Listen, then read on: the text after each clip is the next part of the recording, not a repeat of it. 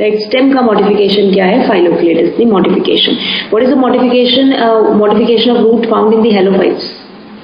Modification of roots found in the halophytes. Pneumatophores. Very good.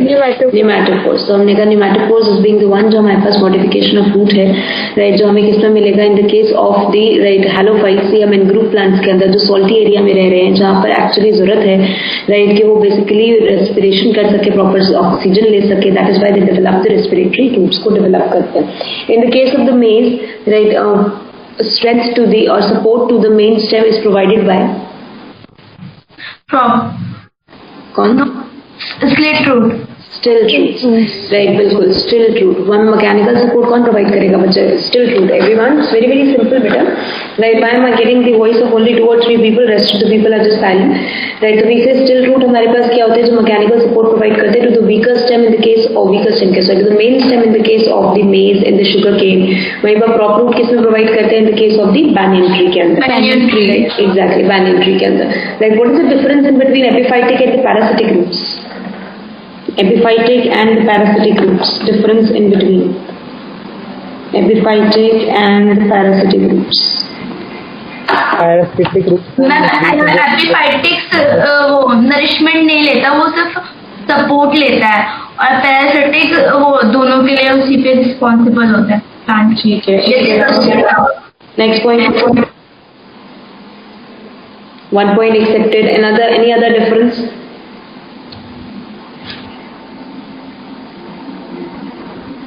What is the another name of the parasitic root? Hostorial roots. Hostorial roots, because they have the very special sucking tissue called hostorium. Right? Are parasitic root hygroscopic in nature? No, they are sucking in nature. Hygroscopic क्या होता है? जो atmosphere से moisture लेगा. Atmosphere से तो moisture नहीं लेते ना. They will take the water, mineral and food from the host. Host से लेते हैं basically. Right? ये environment से नहीं लेते. इसी वजह से हम इन्हें क्या कहते हैं कि they are being the one.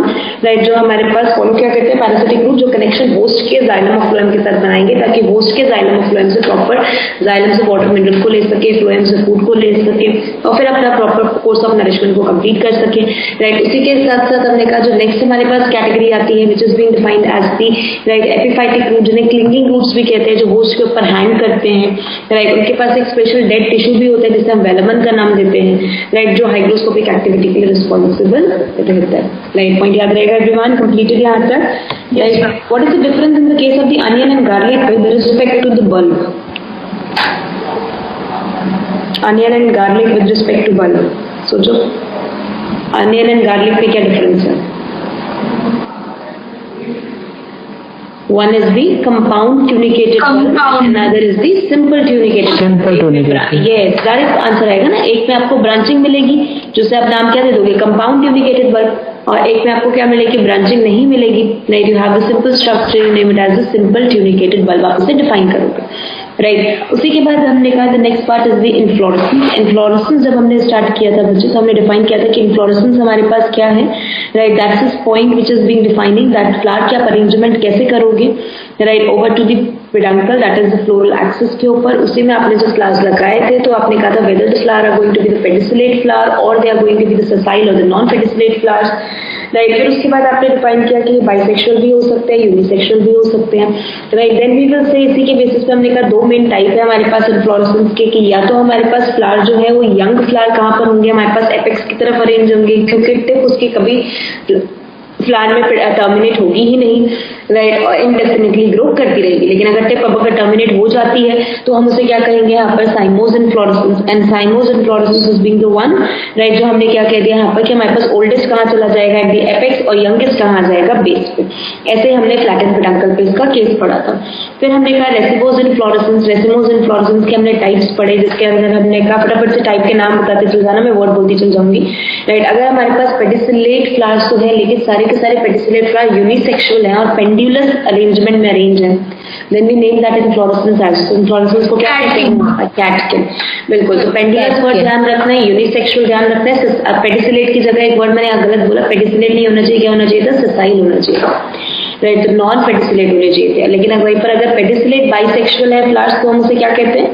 Pedicellate bisexual flower arranged on the peduncle रेसिम और रेसिम का ही हमारे पास ब्रांचिंग में क्या नाम दिया जाता है? Panicle, right? Umbrella shape arrangement is being visible to you, right, where number of pedicellate flowers are attached at each node. You name it as the umbel. What is the most advanced racemose inflorescence?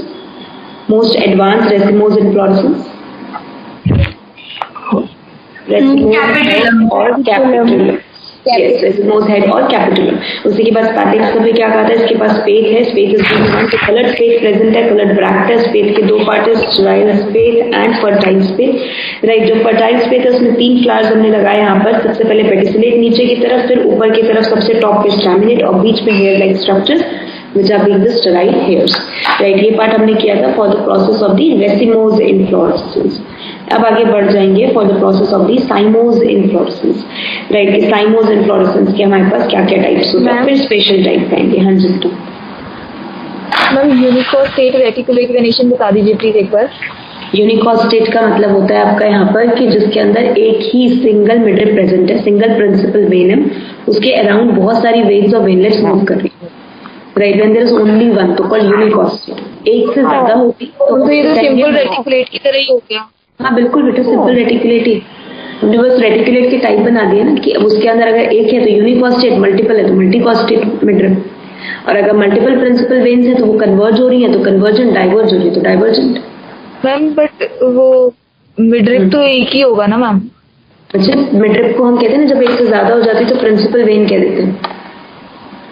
Means they have been categorize, किए divide होने की कोशिश में थे लेकिन divide हो नहीं पाई leaves. एक बार आप डायग्राम बना देंगे प्लीज? ये अगर हमारे पास है तो ये एक मिडरिप है, सिंगल प्रिंसिपल वेन है, इसके अराउंड आपने बहुत सारी वेन्स और वेनलेट्स को अरेंज कर दिया, यूनिकोस्टेट।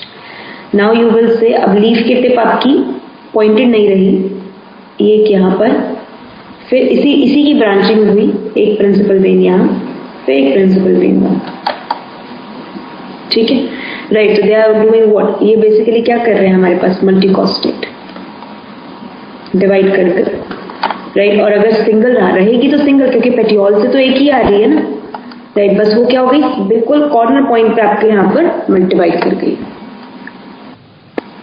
अब समझ आया कोई? Yes ma'am. ठीक है, गुड। एनी अदर डाउट बचा to anyone? Fine. Now moving to cymose inflorescence. बहुत सिंपल कैटेगरी है, इसके सिर्फ और सिर्फ याद ये रखना है इसके अंदर कि क्या क्या हमें यहाँ पर मेन टाइप्स भी इसके क्यों याद करने हैं वो भी मैं आपको बता दूं। Types are only you are going to remember these types because right आगे हमें यहाँ पर यूज करना है कि हम इसको कैसे देखने वाले हैं, कैसे हम करने वाले हैं। So let's start with this, right? कि स्पेशल टाइप में हम इसे कैसे देखेंगे। Now starting with this, first of all, right, we say पहला टाइप हमारे पास यूनिपेरस साइम और यूनिपेरस साइमोज इनफ्लोरेसेंस, इसी के टाइप्स हैं यूनिपेरस साइमोज इनफ्लोरेसेंस के। And this uniparous cymose inflorescence के टाइप देखो कैसे हैं। हमने कहा सबसे पहले, राइट, यूनिपेरस का मतलब होता है that is one flower from each node, एक नोड से एक ही फ्लावर आना, और वो फ्लावर कैसा होगा हमारे पास? Pedicellate flower. Flower is going to be the pedicellate flower. Pedicellate flower आएगा एक नोड से। तो आपने सबसे पहले तो ये बना दिया which is the oldest flower. इसकी देखो नोड है ये वाली, इस नोड से एक फ्लावर आया, फिर इसकी नोड से फिर फ्लावर आया, फिर इसकी नोड से फ्लावर आया, फिर इसकी नोड से फ्लावर आया। तो एक नोड से कितने फ्लावर आ रहे हैं? Only one. Are the flower arranging की एक राइट में, एक लेफ्ट में, एक राइट में, एक लेफ्ट में, एक राइट में, इस तरीके से अरेंज हो रहे हैं? Can I say they are arranging in the alternate plane? Am I right guys? Right, we say the first category अगर ऑल्टरनेट प्लेन में तो क्या नाम दे दिया? स्कॉर्पोइड। लेकिन आपने क्या किया, पहले फर्स्ट को टर्मिनेट किया, इसकी नोड से एक फ्लावर, उसकी नोड से फिर फ्लावर, फिर नोड से एक फ्लावर, फिर नोड से एक फ्लावर, फिर नोड से एक फ्लावर। लेकिन जब आप फ्लावर निकालते गए तो सेम प्लेन में गए या ऑल्टरनेट प्लेन में गए? Tell me, are you moving only in the right और द लेफ्ट? Same, yes. तो हमने कहा सेम प्लेन। अगर सेम प्लेन में जाते हैं तो इसे हम क्या कहते हैं? हेलिकॉइड। Simple category, right. तो यूनिपेरस कहने का सिंपल मीनिंग कि one flower from each node and that flower has to be the pedicellate flower, जो एक नोड से निकल रहा है हमारे पास, राइट, वहीं से आगे की तरफ मूव करेगा। अगर ऑल्टरनेट प्लेन में जा रहे हैं तो स्कॉर्पोइड, और अगर आपका यहाँ पर सिंगल प्लेन सेम प्लेन में जा रहे हैं तो आपका यहाँ पर हेलिकोइड। डन?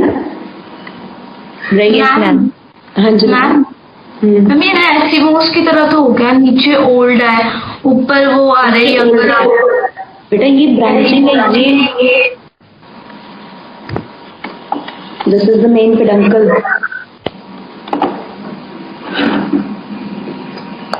मेन पेडंकल के एपेक्स पे कौन है? ओल्ड, और उसके साइड नीचे कौन है? यंग। और मैम ये जो ऊपर है बच्चा, ये देखो, उसको इमेजिन करो ना, स्ट्रक्चर बहुत ही सिंपल है। ये मेरे पास है, ये मेरे पास मेन पेडंकल है। अब इस पेडंकल से ये नोड है, इस नोड से आपने फ्लावर निकाला ना, अगर इस नोड से फ्लावर निकाला तो ये 1 और ये 2, और ये 2 क्या हो गए मेरे पास? यंग, और 1 क्या हो गया मेरे पास? ओल्ड। यहीं पर खत्म। ठीक है, अब मैंने वापस से क्या किया, इसकी नोड ली और इसकी नोड से फिर फ्लावर निकाल दिया, तो अब मेरे पास ये क्या था? ओल्ड, इस हिसाब से प्राइमरी ब्रांच के हिसाब से, और ये क्या हो गया मेरे पास? यंग। समझ आया कोई? राइट। ओल्ड तो अभी भी आपका टॉप पे है ना, तो you have to talk with respect to the main peduncle के हिसाब से बात करनी है। अब यहाँ मुझे बताओ कि एक नोड से कितने निकल रहे हैं? 1 या 2? तो Yes, so we say 2 flower from each node. अगर एक नोड से 2 फ्लावर आ रहे हैं तो क्या कहेंगे हम इसको? Exactly, biparous kind. Right, we just name it as the biparous kind. Ma'am एक मिनट, let me mute everyone. Just एक सेकंड, उसके बाद बोलो। हाँ, now you can speak. Yes, ma'am ये जो आपने बताया स्कॉर्पियोड और ये हेलिकॉइड, मैम ये इनको हम मोनोचेजियल साइन के भी टाइप्स बोल सकते हैं क्या? हाँ, एक ही वर्ड है, सिनोनिम। और ये biparous type dichasium. Fine? Everyone got this thing? Yes ma'am. Yes ma'am. Now the third one. Third देखो, मल्टीपैरस का क्या मीनिंग दिख रहा है? एक नोड से multiple. Yes. So we will say multiple flowers from each node. Ma'am ये green वाला पेन दिख नहीं रहा बिल्कुल भी। लाइन लिखिए बस, multiple flower from each node. ठीक है, फाइन, दैट इज मल्टीपैरस। यहाँ पर भी लिख देती हूँ मैं, multiple flower from each node. Completed? यहाँ तक साइमोस इन्फ्लोरेसेंस समझ आया अच्छे से एवरीवन? Yes ma'am. राइट। तो देखो, अब हमने कहा साइमोस इन्फ्लोरेसेंस में हमने अरेंजमेंट कौन सी देख ली, that they are going to be arrange in the manner, right, किसमें अरेंज है हमारे पास, राइट, कि they are being arrange in the whole context with the old flower at the apex, और साइड में हमने बस नोड से क्या निकाल दिए, उसकी ब्रांचेस को ओरिजिनेट कर दिया कि नोड से हमारे पास ये ब्रांचेस हैं जो कि यहाँ पर निकल जाएंगी, राइट। तो बेसिपिटल ऑर्डर में आपने अरेंज कर दिया। साइमोस के ओवरऑल साइमोस इन्फ्लोरेसेंस के एग्जाम्पल्स जो याद रखने हैं, right, that is Solanaceae family और सोलेनम, राइट। हमारे पास सबसे मेन डायंथस, राइट। ये तीनों के मैं कोई रिस्पेक्टिव एग्जाम्पल याद करने की कोई जरूरत नहीं है, एग्जाम में नहीं आते, सिर्फ साइमोस के याद रखने हैं, राइट। नेक्स्ट उसके बाद बिगोनिया, टीक, ये एनसीईआरटी वाले एग्जाम्पल्स ही हैं और वही याद करना है। बोगनवेला, right, they are being the one which are the main examples which are being referred to here, right, that is solanum, dianthus, begonia, teak and bougainvillea, right, ये हमारे पास सबसे मेन। कैलेट्रोपिस भी होता है, जास्मिन भी होता है इसके एग्जाम्पल में। तो वैसे राइट, अगर आपको सिंपल अगर कैलेट्रोपिस लेट्स सपोज कभी क्वेश्चन में आ जाए तो कैलेट्रोपिस मल्टीपेरिस का एग्जाम्पल है, राइट, अगर कैलेट्रोपिस में कभी क्वेश्चन आ जाता है तो, अदरवाइज नहीं। फाइन, ये हमारे पास हो गया overall साइमोस inflorescence. Completed everyone? Ma'am वो जो वर्टिसिलास्टर वाला होता है वो हमारा मल्टीपल फ्लावर वाला होता है? वो तो आगे पढ़ेंगे बेटा। अच्छा मैम, ये type, okay ma'am, that's not cymos, right? Yes, completed everyone? Racemose, cymose, inflorescence. आगे बढ़ जाओ। Yes, ma'am. Okay. Now let's talk about the next one. That is, Isionanthium नहीं करना, इसमें हटाना भूल गई। ये पहले आता था, अब नहीं आता है। Special type of inflorescence, 3 ही हैं और 3 में से आता एक ही है। तो अगर एक भी याद करोगे तो मुझे कोई प्रॉब्लम नहीं है, क्योंकि मैं बाकी के 2 की भी सिंगल लाइन ही बताने वाली हूँ आपको, कोई डिटेलिंग नहीं करनी इसके अंदर। Now the very first cyathium, इस पे तो दिख रहा है ग्रीन पेन नीचे, right? Yes ma'am. Now cyathium is being the what?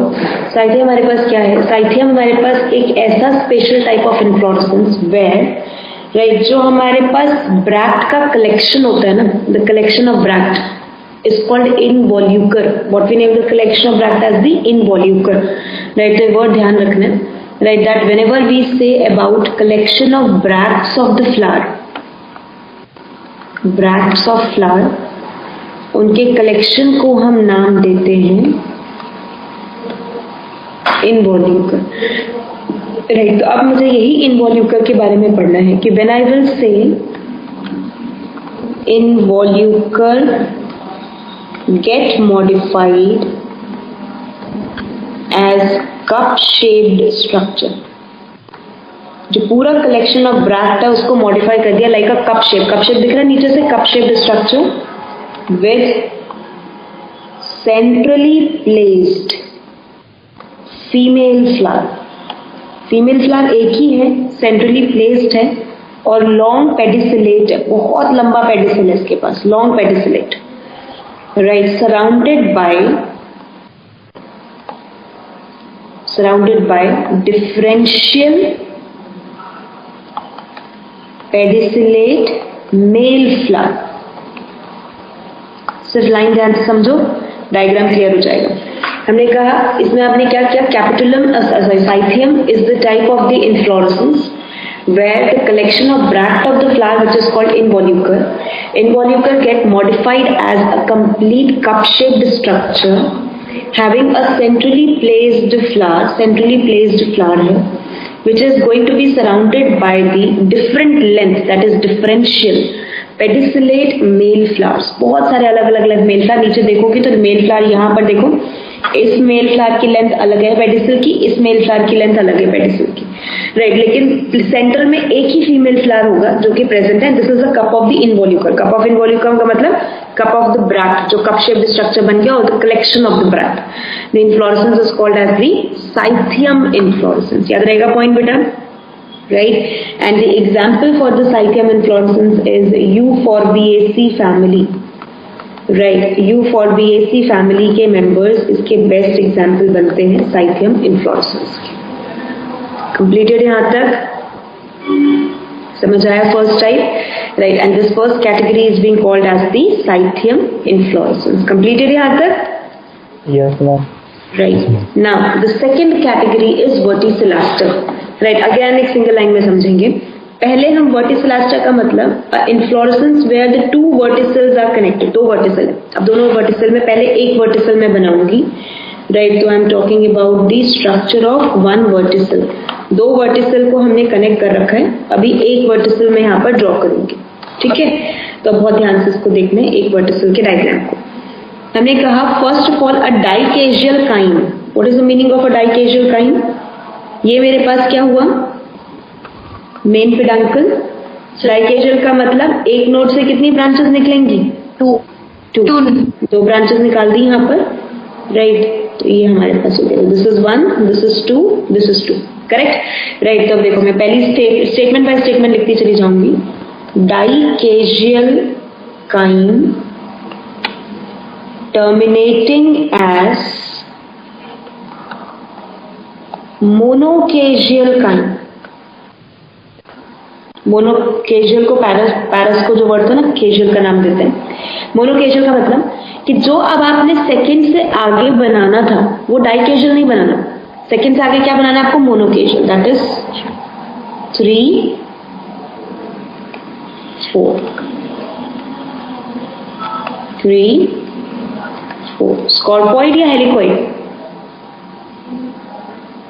किस मैनर में अरेंज किया? One in the right, one in the left, one in the right, one in the left. Okay? Scorpoid. Terminating as monocasional kind in scorpoid manner. That is the structure of each vertical. अब समझ आया point? And when the two vertices are connected together, then the inflorescence is called verticillast. Now clear everyone?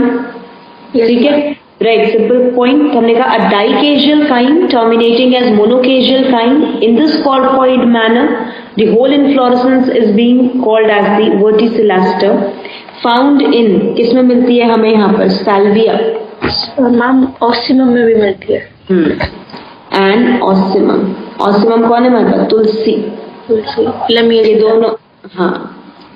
Right, तो हमें तुलसी में भी मिलेगा और सैल्विया में भी मिलेगा ये particular type which is being called verticillaster inflorescence. Everyone got this point now? Yes ma'am. Salvia है. सैल्विया प्लांट का नाम है बेटा. हिंदी में इसका कोई कॉमन नेम नहीं है. Okay ma'am. नाउ कंप्लीटेड यहाँ तक? Yes ma'am. Okay. Right, so let's state about the next thing, hypanthodium inflorescence. अब आ जाते हैं hypanthodium inflorescence पे क्या होता है हमारे पास. So let's start with this hypanthodium inflorescence. Just a second. सबसे मेन कैटेगरी है, ध्यान रखना.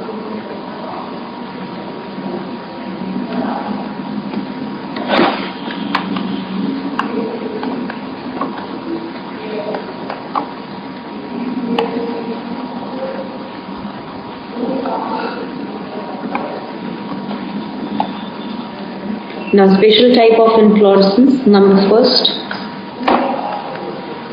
इसके अंदर, that is hypanthodium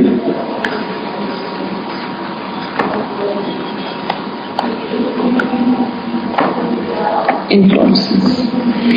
Hypanthodium inflorescence बेटा a very special type in fig species, leading to their mutualistic interaction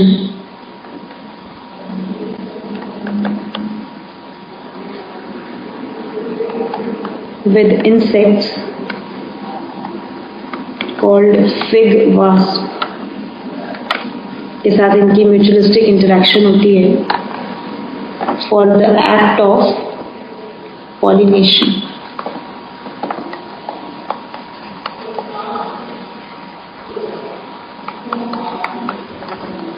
Right, तो pollination के लिए fig और fig wasp एक special type of inflorescence show करते हैं, and the inflorescence is said to be the hypanthodium inflorescence. अब inflorescence क्या है, कैसे हम बनाते हैं? Let's state about this. इसमें हमने कहा peduncle get modified as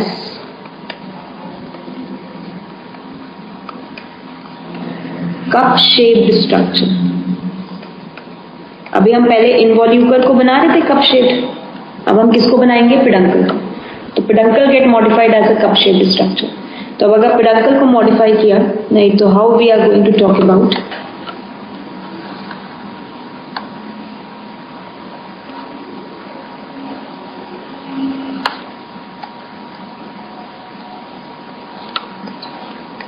this is being the peduncle which get modified as the cup shaped peduncle with an opening at the end called ostia. Opening को नाम देते हैं हम ostium. Within this structure we are going to have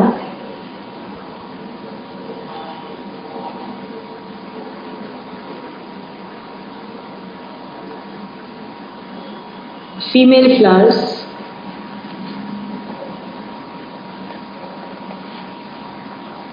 with a long style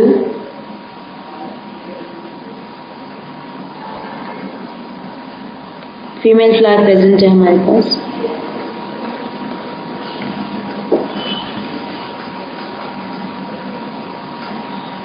With the long style and stigma just near the ostium.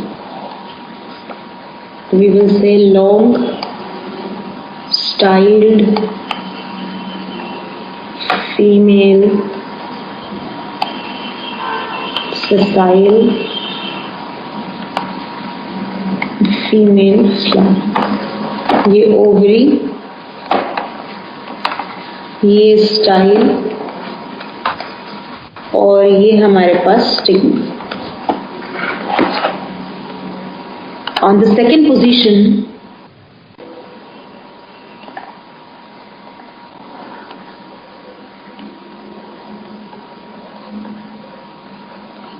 we are going to have short styled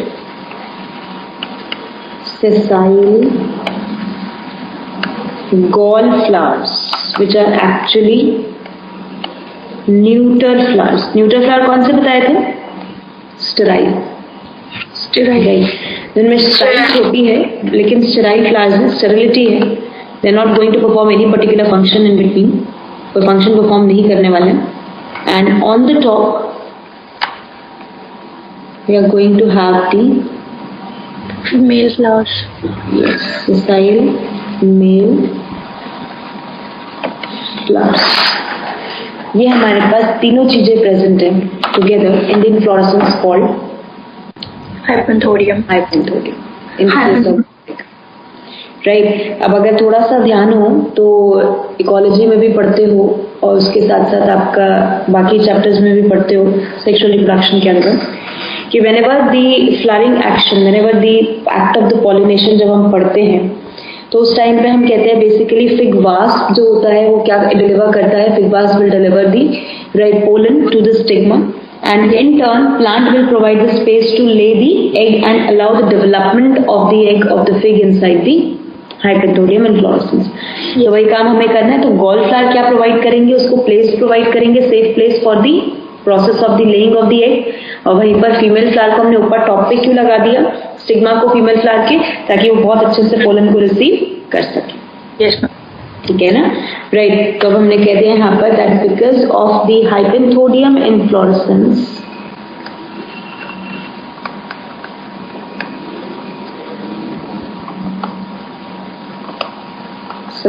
successful pollination can be achieved by Ficus carica,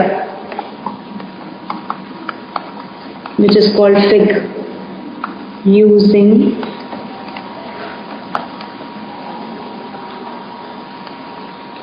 trapdoor mechanism of inflorescence. इसे हम कहते हैं trapdoor mechanism of inflorescence, that is called mutualism between fig and fig wasp. Sorry, trapdoor mechanism of pollination, not inflorescence. Trapdoor mechanism of pollination. Right. ये पूरा trapdoor क्यों कहते हैं वो तो मैं आपको भी नहीं पढ़ाऊंगी, तो सेक्सुअल रिप्रोडक्शन पढ़ेंगे. बस इतना ध्यान रखना है हाइपेंथोडियम के बारे में. Yes. डन है यहाँ तक? Noted everyone?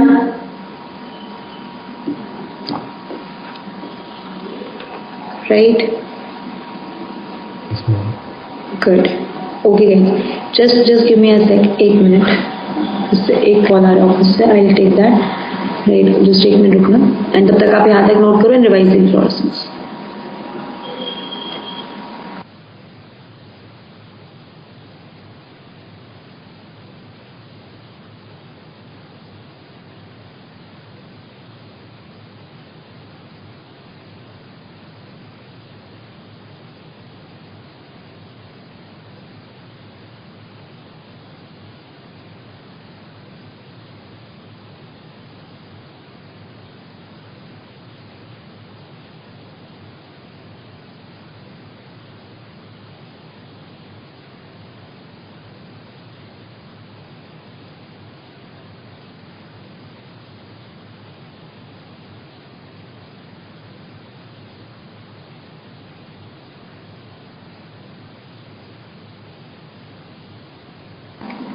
Okay everyone, yes completed with this, पूरा समझ आ गया इनफ्लोरेसेंस अच्छे से? Yes ma'am. Okay good. Now let's start with the flower. अब स्टार्ट करेंगे फ्लावर के साथ। फ्लावर क्या होता है, क्या इसके बारे में है हमारे पास सब कुछ, everything we are going to talk about related to the reproductive part of the plant, that is the flower.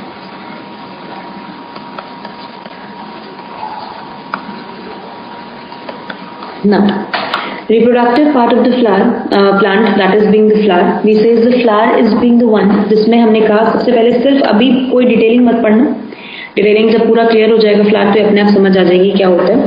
हमने कहा the very first that is the stalk of the flower called pedicel, right. और stalk हमारे पास swollen होता है, the swollen tip of the flower stalk is called as the thalamus और receptacle, जिसे हम स्वेलन टिप का नाम देते हैं। उसी से अटैच्ड होता है हमारे पास यहाँ पर फ्लावर के 4 वर्ल्स। तो फ्लावर में कितने वर्ल्स हैं हमारे पास?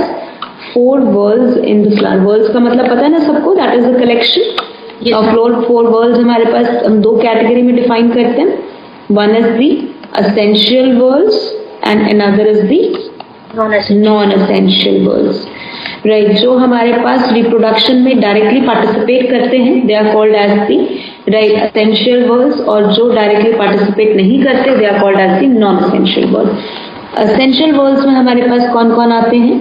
We have androecium and we have gynoecium, right. जब भी वर्ल की बात करेंगे तो बेटा कलेक्टिव यूनिट की बात करनी है, स्टेमन पिस्टल नहीं लिखना, राइट। और नॉन एसेंशियल वर्ल्स में हम किसकी बात करते हैं? We talk about calyx and we talk about corolla, right. ये हम बेसिकली लेके चलते हैं। अब हम कहते हैं flower is being what? Flower is a modified reproductive shoot.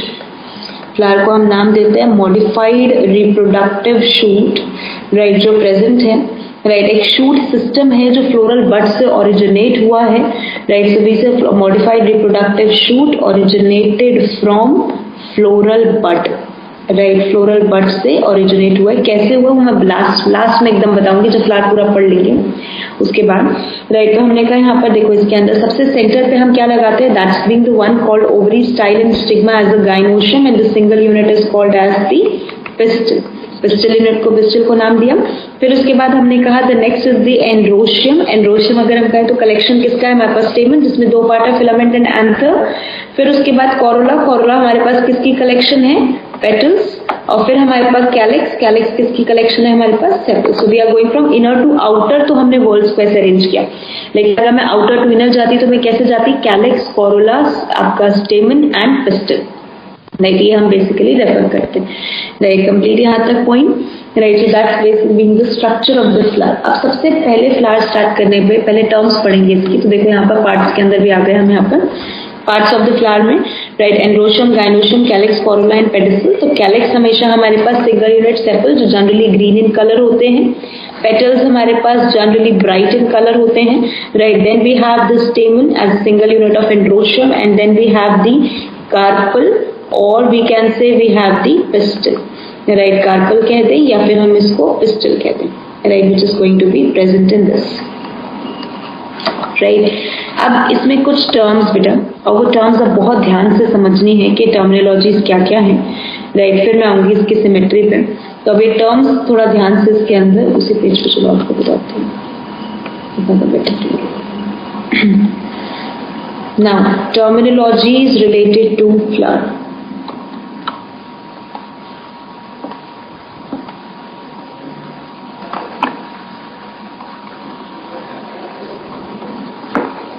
एक फ्लो चार्ट में बताऊंगी पहले आपको इसमें, और ये टर्म्स ना अच्छे से याद रखनी है। देखो, whenever we talk about the flower, तो हमने कहा फ्लावर हमारे पास या तो कहलाया जाता है complete flower, which is also called as the perfect flower, या फिर हम इसे नाम देते हैं इनकम्प्लीट फ्लावर और imperfect flower, right. Complete flower का क्या मतलब होता है? All 4 whorls of the flower, चारों के चारों वर्ल्स क्या हमारे पास फ्लावर के प्रेजेंट, राइट, मीन्स आपको कैलिक्स भी मिलेगा, कोरोला भी मिलेगा, एंड्रोशियम भी मिलेगा, गाइनोशियम भी मिलेगा, सिंबल्स हैं। और याद रखना calyx is for C, sorry K, calyx हम के से रिप्रेजेंट करते हैं, C is for corolla, A is for androecium and G is for gynoecium, right. और ये चारों वर्ड्स अगर हमारे पास प्रेजेंट है, all the 4 words are being present, then we name the flower as the bisexual flower. Bisexual word is used for the flower बेटा, हम क्या कहते हैं उसको, bisexual flower, right? Then imperfect flower का मतलब not all 4 words present together, सारे चारों words present नहीं है, some missing, कुछ words हमारे पास क्या है यहाँ पर, missing है, राइट। अब अगर चारों वर्ड्स प्रेजेंट नहीं है एक साथ, कुछ ना कुछ मिसिंग है, तो वो क्या मिसिंग है उसके अंदर, हो सकता है all non essential present but 1 essential missing. Am I right guys? Possibility है। अगर एसेंशियल की मिसिंग कर दी तो फ्लावर को नाम क्या दे दिया अब यहाँ पर, यूनिसेक्सुअल फ्लावर। यूनिसेक्सुअल फ्लावर, जिसमें हो सकता है फ्लावर कैसा हो हमारे पास, स्टैमिनेट, या फिर कैसा हो, pistillate flower. Pistillate flower. Am I right? या ये हो सकता है बोथ असेंशियल फाउंड, असेंशियल दोनों मिलेंगे, बट नॉन असेंशियल मिसिंग, ये भी तो पॉसिबिलिटी है। यस राइट, तो अगर ये पॉसिबिलिटी है तो हम इसे कैसे कहते हैं, बस हमने कहा नो, ए क्लेमाइडस फ्लावर। ए क्लेमाइडस का मतलब no sepals, no petals, only stamen and pistil found, sepal petal है ही नहीं, राइट। फिर हम कहते हैं एक कैटेगरी कौन सी, मोनोक्लेमाइडस फ्लावर। अब मीनिंग बताओ, मोनो का मतलब only 1, yes tepals are present. Tepals क्या होते हैं, टेपल प्लस पेटल। एक चीज मिलेगी which is tepal, and the back of the tepal is called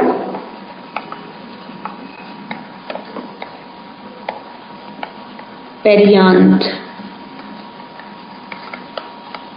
इसको हमने नाम क्या दे दिया, पेरियांथ, राइट। ये हमारे पास अगर प्रेजेंट है तो हमने क्या कह दिया, monochlamydeous flower plus both essential.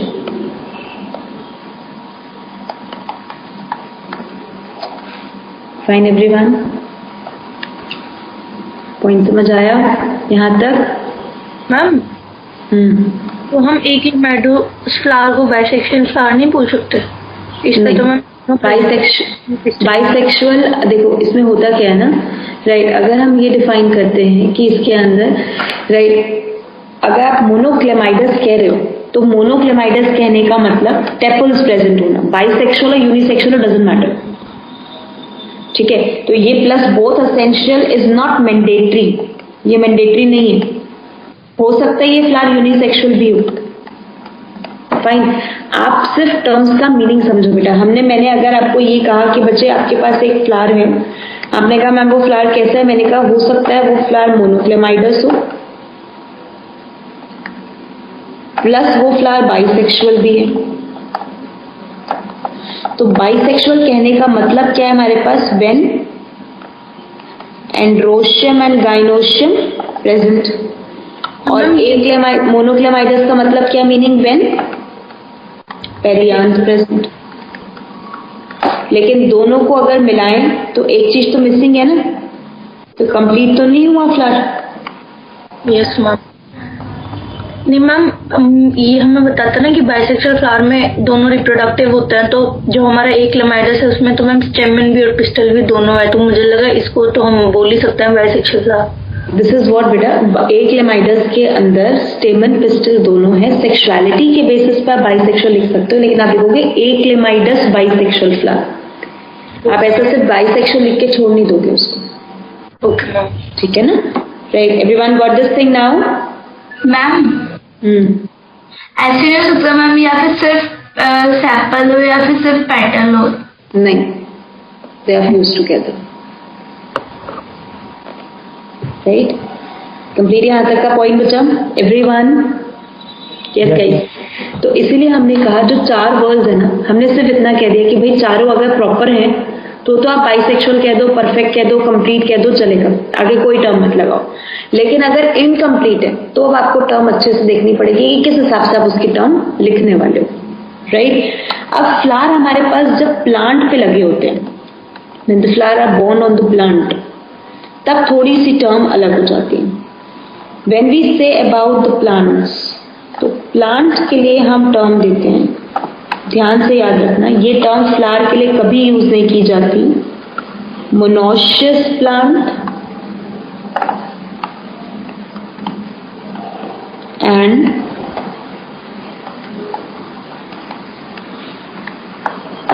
Dioecious plant, दो प्लांट है हमारे पास, monoecious plant and dioecious plant. Right, अब मोनोशियस और डायशियस प्लांट क्या होते हैं, लेट्स टॉक अबाउट दैट। अब मोनोशियस प्लांट, डायशियस और एक और हमने बोलते हैं पॉलीगैमस।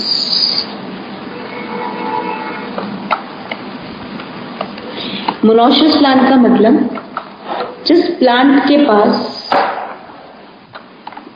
फ्लावर प्रेजेंट है and all the flower are bisexual,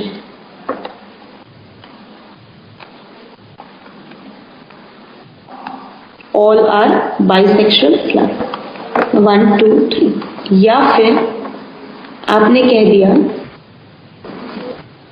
flower present है, दो स्टैमिनेट दो पिस्टिलेट, मीन्स या तो ऑल आर बाइसेक्सुअल या half staminate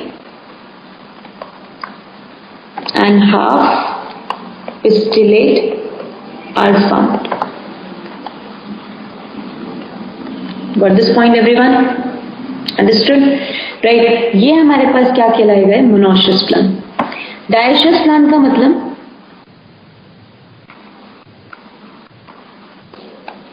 all are staminate, सारे के सारे स्टैमिनेट फ्लावर्स हैं, और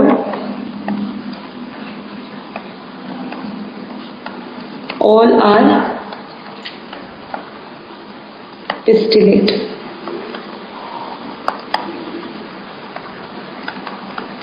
ये प्लांट ए,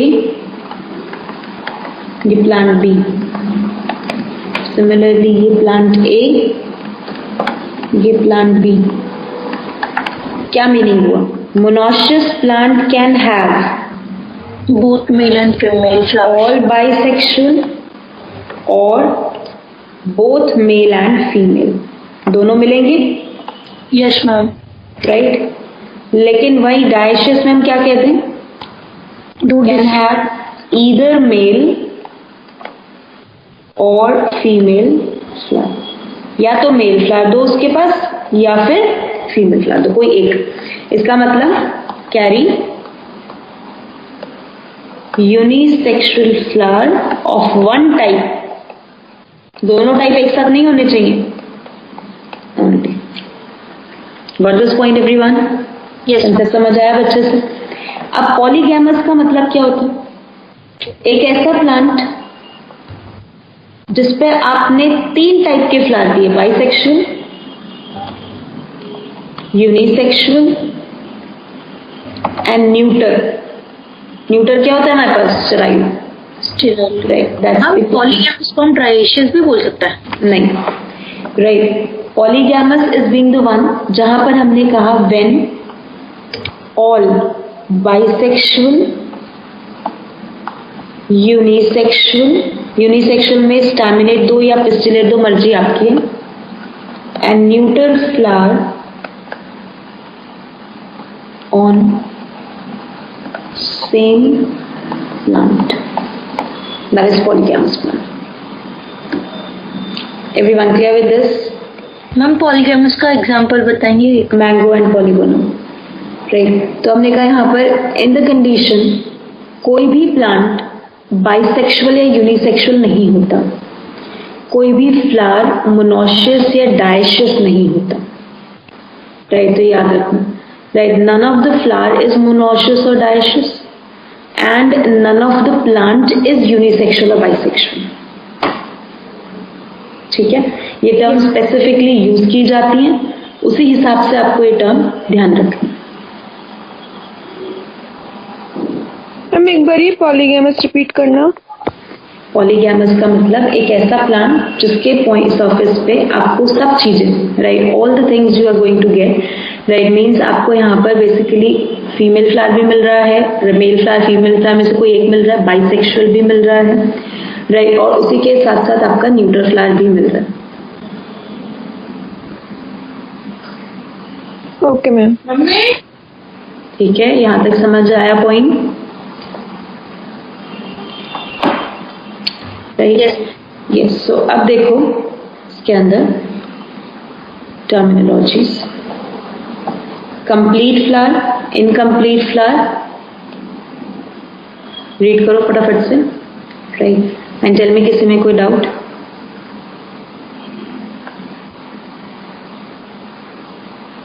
मैम आपने अभी भी कहा था कि बाइसेक्सुअल फ्लावर होता नहीं है।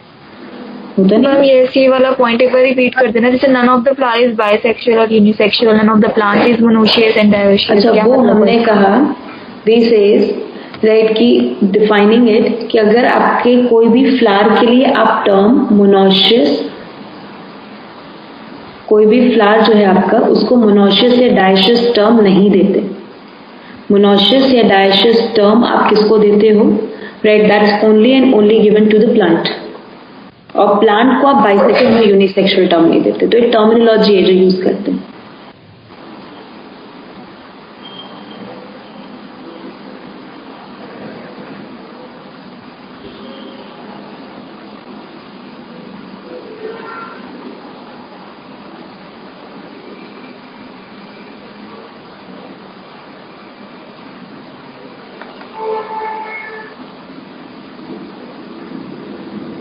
फाइन एवरीवन, हो गया रीड?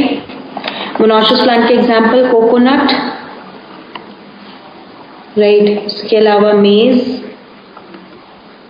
हमारे पास कोकोनट हो गया, मेज हो गया, कैस्टर हो गया, पी हो गया, स्वीट पी हो गया, ये सब इसके एग्जांपल हैं, राइट। नाउ डायोशियस प्लांट में mulberry, papaya, date palm, dioecious में, पॉलीगैमस में मैंगो पॉलीगोनम, एक्लेमाइडस, मोनोक्लेमाइडस में liliaceae and polygonaceae, and dichlamydeous में ऐसा कोई एग्जांपल हम लिखते नहीं। डाइक्लेमाइडस सिंपल टर्म है, जब दोनों एसेसरी वर्ड आपको मिल जाएंगे, when both the accessory whorls are present then you will name it as dichlamydeous. Polycarpic और मोनोकार्पिक क्या होते हैं, ये तो 12th में पढ़ते हो ना। अगर एक ही बार अपनी लाइफ में फ्लावर्स और फ्रूट को प्रोड्यूस करेगा तो हम उसे क्या कहेंगे, मोनोकार्पिक। लेकिन अगर वो बहुत बार प्रोड्यूस करेगा तो उसे हम क्या कहेंगे, पॉलीकार्पिक। ठीक है ना? तो everyone done till here? Next बढ़ जाओ टर्म्स के बाद। Yes ma'am.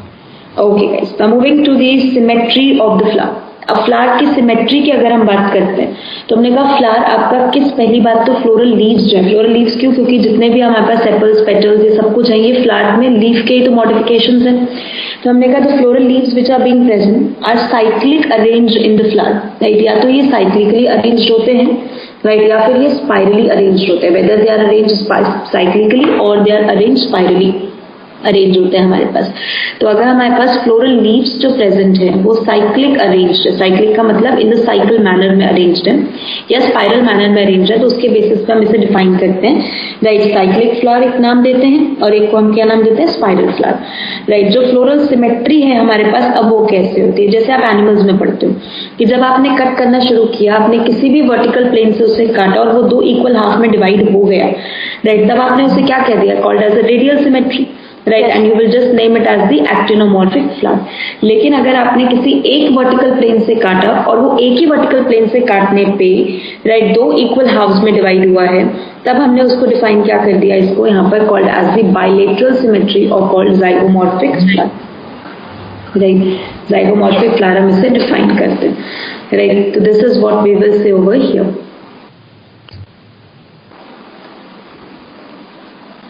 नाउ फिर हमने कहा बाइलेटरल सिमेट्री के अंदर आपका जाइगोमॉर्फिक हो गया. अब जाइगोमॉर्फिक में किस प्लेन से आप उसे कट कर रहे हो, तो if you are cutting it from the median plane, median का मतलब सेंट्रल, ऐसे कट कर रहे हो, या फिर उसे लेटरल प्लेन से कट करो, तो जो प्लेन है किस डायरेक्शन में उसके बेसिस पे हम कहेंगे.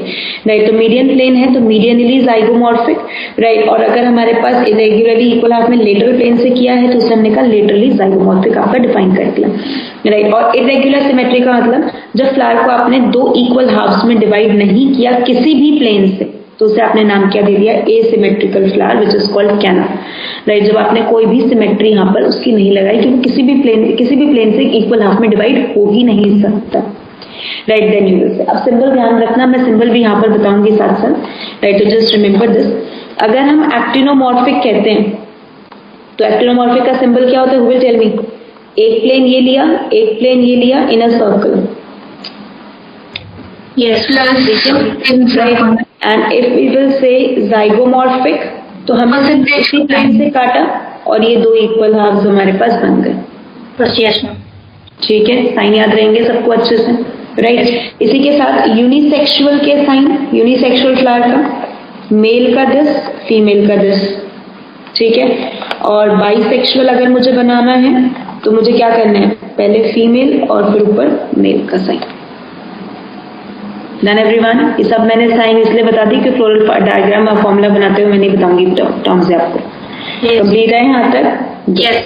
Right, now the next one, insertion of the floral leaves. अब ध्यान से, इंसर्शन ऑफ फ्लोरल लीव्स हमारे पास क्या होगा. Now insertion of floral leaves का मतलब, जब हमने ये डिफाइन किया कि अगर हम यहाँ पर लेके चले तो पूरे के पूरे फ्लावर का जब हम अटैचमेंट करते हैं, जब हम ओरिजिन करते हैं ना, तो हम कहते हैं सबसे पहले डेवलप क्या होता है, जो हमारे पास पेडिसल है ना वो स्वेलन अप हो जाता है. और पेडिसल स्वेलन अप होके हमारे पास क्या स्ट्रक्चर बनाता है ऊपर, थैलेमस. तो सबसे पहले इनर लीफ डेवलप होते हैं. Inner leaf is what, pistol. तो फर्स्ट डेवलपमेंट मैंने यहाँ पर कर ली पिस्टल की, और पिस्टल जाके अटैच हो गई. This is the attachment of the pistol and the. ये पिस्टल हो गया हमारे पास. पिस्टल में ये पार्ट हमारे पास स्पेसिफिकली ओवरी, ओवरी और थैलेमस को हमने अटैच कर दिया. जो ये अटैचमेंट का ओवरी और थैलेमस का पॉइंट है, अगर आप बाकी के फ्लोरल वर्ड ओवरी के नीचे से निकालते हो, राइट, इस तरीके से आप अगर डिराइव कर रहे हो, राइट, ओवरी के बिलो पार्ट से, तो आपने क्या कह दिया कि this is being the one, कि ओवरी किस पोजीशन में आ गई हमारे पास, superior. Got this point everyone? Yes. Right, ovary किस में आ गई, superior, and rest of the whorls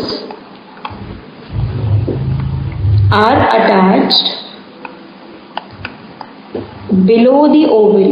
बाकी के सारे whorls किससे attached हैं, below the ovary के नीचे से attached हैं. Right, below the ovary. अगर सारे whorls ovary के नीचे, तो ovary के नीचे का मतलब hypo, ovary means gynoecium, तो hypogynous flower.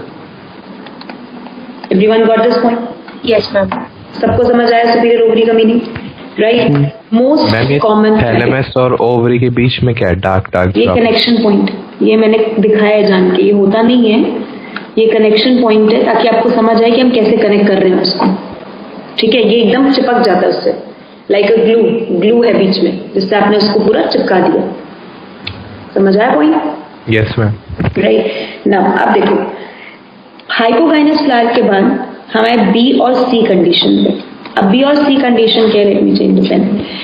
When thalamus grow as cup shaped structure और सॉसर शेप स्ट्रक्चर. अब बी डायग्राम में देखो, क्या थैलेमस कप शेप्ड हो गया? Yes ma'am. Right, cup shape thalamus है. और यहां पर कैसा हो गया, सॉसर शेप हो गया. सॉसर पता है ना, वो बेसिकली जैसे कप प्लेट आती है तो कप के नीचे रखने वाली जो प्लेट होती है, वैसी जो शेप होती है, वैसे सॉसर शेप हो गया. ओवरी तो अभी भी यही कनेक्टेड है, लेकिन थैलेमस एक्सटेंड हो गया। तो अब बाकी के फ्लोरल वॉल कहाँ से अटैच्ड हो रहे हैं? थैलेमस के टिप पॉइंट से। लेकिन ओवरी को पूरी तरीके से एनक्लोज तो नहीं किया ना, ओवरी पूरी तरीके से बंद तो नहीं हुई ना। अगर ओवरी बंद नहीं हुई तो इसको नाम क्या दे दिया हमने? अंदर तो गई ओवरी, इंफीरियर तो गई, लेकिन पूरी तरीके से नहीं गई, तो called as the half inferior ovary, right. और पूरे फ्लोरल वॉल्स कहाँ लगे हुए हैं? Floral whorls are attached at periphery. Periphery पे लगे, periphery of thalamus, yes ma'am. Right. अगर पेरिफेरी पे लगे तो पेरी से वर्ड क्या दे दिया? पेरिकाइनस। जी guys. Now got the point? Yes ma'am. Understood everyone? Right. Next one. We says thalamus completely grow and enclose the ovary. पूरी तरीके से ग्रो हुआ और इसने ओवरी को enclose कर लिया अच्छे से। अगर अब इसने अच्छे से ओवरी को enclose किया तो ओवरी तो अंदर चली गई, छुप गई। अगर ओवरी छुप गई तो ओवरी कैसी हो गई हमारे पास? इंफीरियर। ये पॉइंट ऑफ कनेक्शन हो गया दोनों का। बाकी सब इसके ऊपर से निकल रहे हैं, ओवरी के पॉइंट ऑफ कनेक्शन के ऊपर से निकल रहे हैं। तो क्या नाम दे दिया? एपिकाइनस। मैम ये जो बी और सी वाला डायग्राम है, इसकी मैम दोनों पेरिगाइनस की कंडीशन है ना? दोनों पेरिगाइनस की कंडीशन है, क्योंकि एक में आपका कौन सी शेप हुई है? कप शेप, एक में saucer shape. Okay ma'am. Anther की भी वो पोजीशन अलग अलग हो गई ना, तो मैम इसलिए इनको स्पेसिफिक अलग से कोई नाम भी देते हैं क्या? नहीं। ठीक है मैम। फाइन, कंप्लीटेड यहाँ तक बेटा, राइट।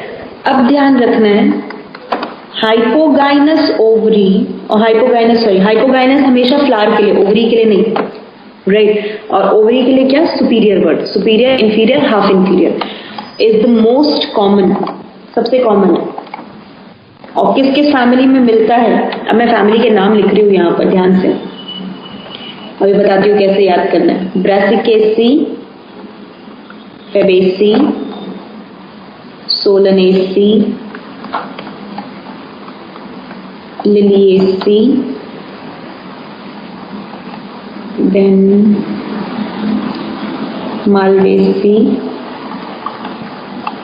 ओएसी। एक अगर ध्यान हो तो 2015 में नीट में क्वेश्चन आया था, and that question speaks about 25 examples or 21 examples of the plant, and question ने पूछा how many of the following have superior ovary? Yes, अगर नहीं देखा क्वेश्चन तो पैकेज में भी देखा। और वो क्वेश्चन था जिसमें करना क्या था कि अब अगर हम एनसीईआरटी के एग्जाम्पल देखें बेटा, तो हमें पता है कि हाइपोगाइनस के 3 एग्जाम्पल देके खत्म कर दिया। अब 21 में से 3 तो आंसर होगा नहीं, आंसर उसमें 15, 16, 17, 18 में था उसका ऑप्शंस में, 15 उसका शायद आंसर था जहां तक मुझे याद है, राइट। तो हमने कहा हाइपोगाइनस फ्लावर अगर हम लेके चलते हैं तो कैसे सेलेक्ट करें इतने सारों में से, राइट। तो सबसे मेन चीज है बेटा, आप जितने प्लांट्स पढ़ते हो उनमें से अधिकतर 90% हाइपोगाइनस है। Brassicaceae is the mustard family, Fabaceae is the pea family, Solanaceae is the potato family, Liliaceae is the lily family, Malvaceae is the cotton family, Poaceae is the wheat family। इन सभी के अंदर हमें hypogynous मिलते हैं। तो अब आपको काम क्या करना है, जो आज की क्लास में मैं आपको कराऊंगी, कल तो मैं आपको फैमिली कराऊंगी, आज की क्लास में जो हम फ्लावर का पार्ट करने वाले हैं उसमें जो एग्जाम्पल एनसीईआरटी के ऊपर मैंने लिखे हैं, जो ऊपर पार्ट इसमें लिखे हैं स्लाइड्स में, वो और जो फैमिली के नाम में लिखूंगी वो याद करने। बिकॉज जब हम फैमिली पढ़ेंगे तो हम ब्रासिकेसी के 6, फेबेसी के 6 एग्जाम्पल, सोलनेसी के 6 एग्जाम्पल वो करेंगे। वो जब आप एग्जाम्पल फैमिली के याद करोगे वो ऑटोमेटिकली इनके लिए फिट हो जाएंगे। अब लगा लो 6 एग्जाम्पल इन सारी फैमिलीज के, अपने आप एग्जाम्पल 30 से ऊपर चलेगा, राइट। तो एग्जाम्पल इस तरीके से याद करना है, एनसीईआरटी फोकस करके, क्योंकि एनसीईआरटी ने जो दे रखा है वही कर रहे हैं। एनसीईआरटी ने फैमिली दे रखी है, फैमिली में लिखा हुआ है हाइपोगाइनस, क्वेश्चन पूछ रहा है वहीं पर। तो फैमिली याद रखो, अभी फैमिली के एग्जाम्पल्स कल करेंगे, वो परसों याद करोगे, अभी से फैमिली याद करोगे और ये एग्जाम्पल्स जो मेंशन है, right. That is mustard, China rose, brinjal. उसके अलावा सेकंड ट्रिक क्या कहती है ऐसे क्वेश्चन सॉल्व करने की। अब मुझे पता है भाई हाइपोगाइनस तो मेजोरिटी में मिलेगा, तो मैं वो एग्जाम्पल निकालूं जो हाइपोगाइनस नहीं है और टोटल में से माइनस कर दूं, आंसर मेरा आ जाएगा। तो मेरे पास दूसरी ट्रिक ये है कि भाई पेरिगाइनस, एपिगाइनस याद कर लो, राइट, और बचे हुए टोटल में से माइनस कर दो, और पेरिगाइनस एपिगाइनस के बाय डिफॉल्ट यही एग्जाम्पल आपको याद करना है और कोई याद नहीं करना, राइट. तो we say plum, rose, peach, guava, cucumber and ray floret of the sunflower, right, as the perigynous and epigynous condition. Ma'am Understood everyone? हाँ जी बताओ. मैम एपिगाइनस में बिटर गोर्ड भी होता है ना? गॉड फैमिली, गॉड कुकुम्बर आ गया, cucumber का मतलब ही गॉड फैमिली है. मैम वही क्वेश्चन में क्यों था? देखो, जब भी कुकुम्बर हम कहीं लिख देंगे ना, तो हम वहां पर कंसिडर करेंगे कि गॉड फैमिली तो साथ साथ चल रही है हमारे साथ. बेटर गॉड ले लो, राइट, इसके साथ साथ आप वाटरमेलन ले लो, पम्पकिन ले लो, सब इसमें आ जाएंगे. यस ठीक है ना? Right, completed. यहाँ तक बचा? Everyone done? रोज की कौन सी फैमिली होगी? मालवेसी. कॉटन फैमिली होगी. Right, completed. यहाँ तक आगे बढ़ूं? Yes, ma'am. Now let's talk about the flower. अब आएंगे फ्लोरल वर्ल्स की डिटेलिंग पे. तो अब हमने सिमेट्री पढ़ ली, सिमेट्री के बाद हमने पोजीशन पढ़ ली, और फ्लोरल वर्ल्स एक एक करके स्टार्ट करेंगे. सबसे पहली category non essential whorls.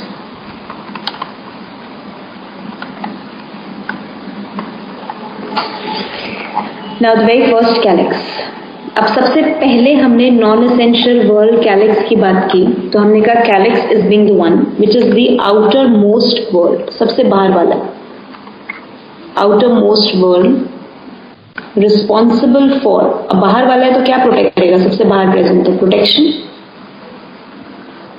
Yes for protecting the flower and carry green sepals.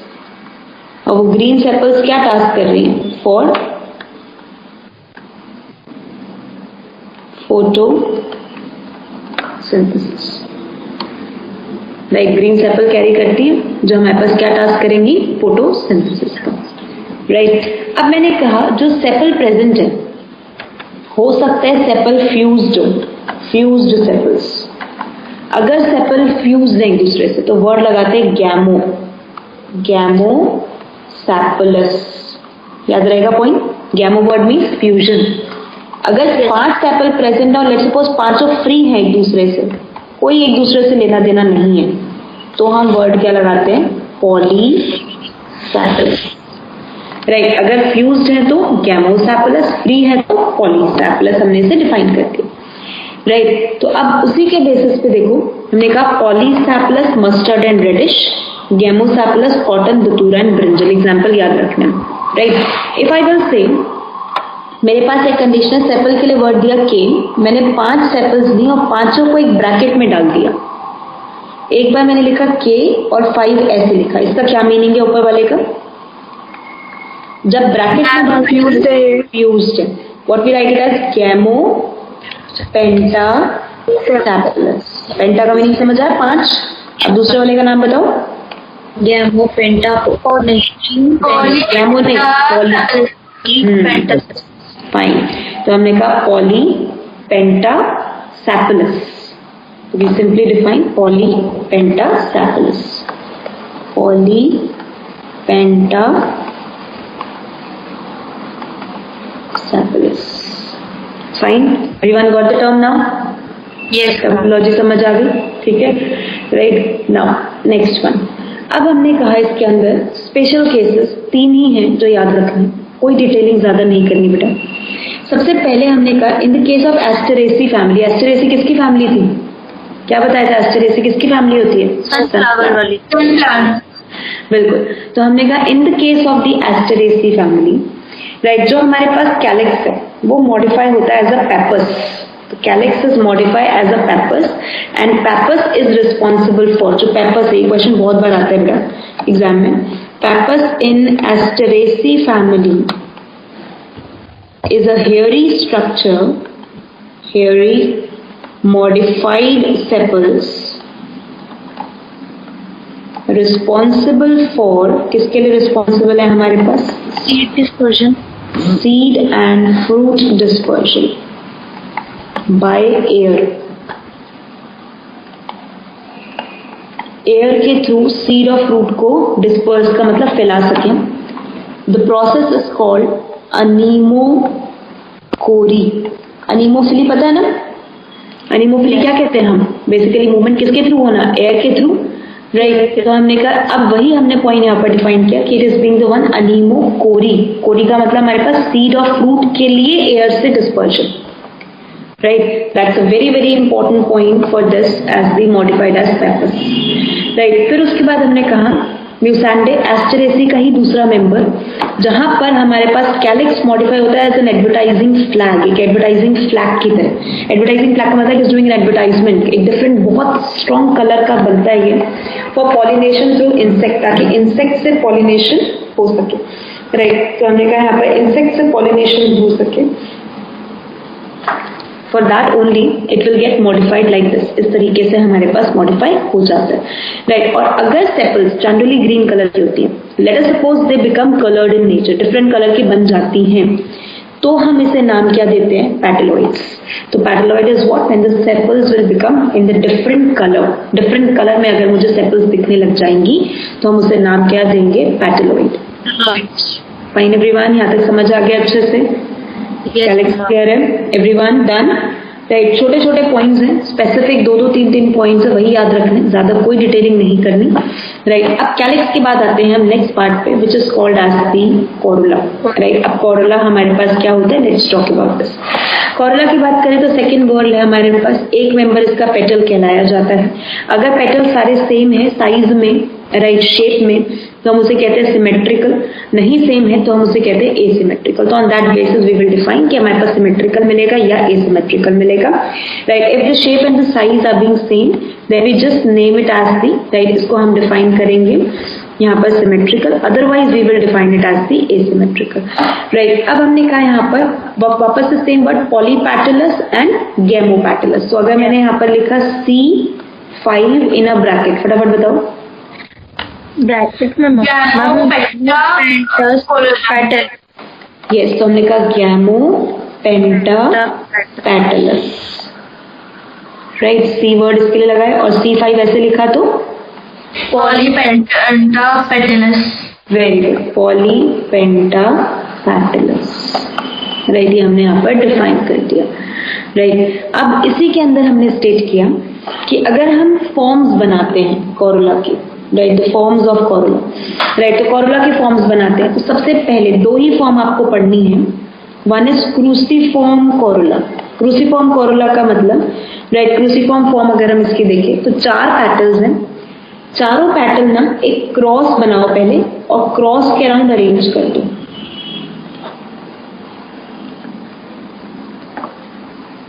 That's it. 4 petal in a cross shaped structure, right, crosswise. So arranged crosswise, right. A specific feature of Brassicaceae family. mustard. Form हम कहीं और भी पढ़ते हैं ना? नहीं, Brassicaceae पढ़ते हैं. C क्रॉस 4, इसको हम इस तरीके से लिखते हैं सिंबल, राइट. ये क्रॉस का मतलब मल्टीपल नहीं है, means 4 petals in crosswise arrangement. Ma'am radish भी ब्रासिकेसी फैमिली में आता है. रेडिश, मस्टर्ड, ये सब ब्रासिकेसी के, तो राइट. समझ आया यहाँ तक का पॉइंट? इसमें ये याद करने की जरूरत नहीं, क्लो और limb not at all important. Only remember cruciform corolla, right, in the case of the Brassicaceae family, right. अब इसी के बाद नेक्स्ट आते हैं पैपिलोनिएशियस कोरोला. ये तो सुना भी होगा, पैपिलोनिएशियस Corolla. 1 large petal on the outer side, completely outer, 2 petals hardly overlapped and 2 petals joined together and completely inner. तो ये मेरे पास क्या हो गई?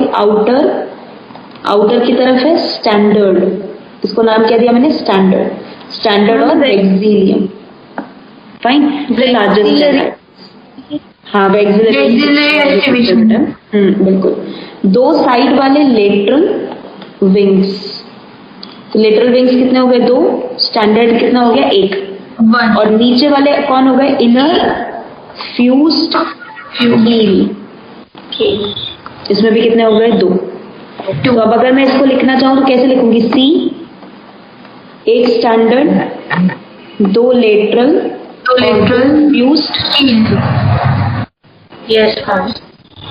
समझ आ गया सबको अच्छे से? इन the case of the ma'am floral वो होता है वो हम उसमें भी लिखते हैं ना वैसे ही। हाँ बिल्कुल, तभी मैं अभी से ही सिंबल पढ़ा रही हूँ ना, ताकि बाद में हमें कोई कंफ्यूजन ना हो। अभी से याद करते जाओगे। मैम इसमें मैम याद नहीं करना एग्जाम्पल पॉलीपेटलस और गैमोपेटलस। इसमें से कोई ऐसे स्पेसिफिक है ही नहीं बेटा, अधिकतर ही गैमो ही मिलते हैं हमें। No need to that's why. Right, complete यहाँ तक पॉइंट समझ आया सबको अच्छे से? Yes ma'am. Good, okay guys, तो यहाँ तक कंप्लीटेड कैलिक्स कोरोला। अब आगे बढ़ जाऊँ एस्टिवेशन पे। Yes ma'am. Now, what's this estivation is? Right, estivation is basically being defined as a process जहां पर आप सेपल्स और पेटल्स की अरेंजमेंट करते हो। तो arrangement of sepals in their world, उनके अपने वर्ल्ड में अरेंजमेंट करना। इन देयर वर्ल्ड का मतलब in the calyx, that is called aestivation. और arrangement of petals in corolla is also called estivation। तो आप ये नहीं समझना सेपल की अरेंजमेंट पेटल के साथ हो रही है। नो, वी आर अरेंजिंग, हम किसको अरेंज कर रहे हैं? सेपल को सेपल के साथ कैलिक्स के अंदर, पेटल को पेटल के साथ कोरोला के अंदर, दोनों को हम एस्टिवेशन कहते हैं। तो aestivation is a term used for the arrangement of non-essential worlds. Am I right? Yes ma'am. Right, इसे हम डिफाइन करते हैं। 4 मेन कैटेगरी हैं, बहुत ध्यान से समझनी है एक एक करके। Starting with the first one, सबसे पहले से स्टार्ट करूंगी, वेलवेट एस्टिवेशन। ध्यान से देखना, व्हेन पेटल के साथ करेंगे हम इसको, राइट, सेपल के साथ भी कर सकते हो, डेफिनेशन में बस पेटल सेपल करना होगा, कुछ नहीं। राइट, वेलवेट एस्टिवेशन का मतलब, लेट अस सपोज मैंने 5 पेटल्स ली और पांचों पेटल्स को मैंने एक दूसरे के साथ अरेंज तो कर दिया। 4 ली, चलो मैंने यहाँ पर राइट 4 ली, और पांचों की पांचों हमारे पास एक दूसरे को टच भी नहीं कर, चारों हमारे पास टच भी नहीं कर रही थी, just like adjacent to each other, 1 2 3 4। Understood everyone? Right? Yes. So they are not overlapping, no overlapping or not overlapping with respect to each other.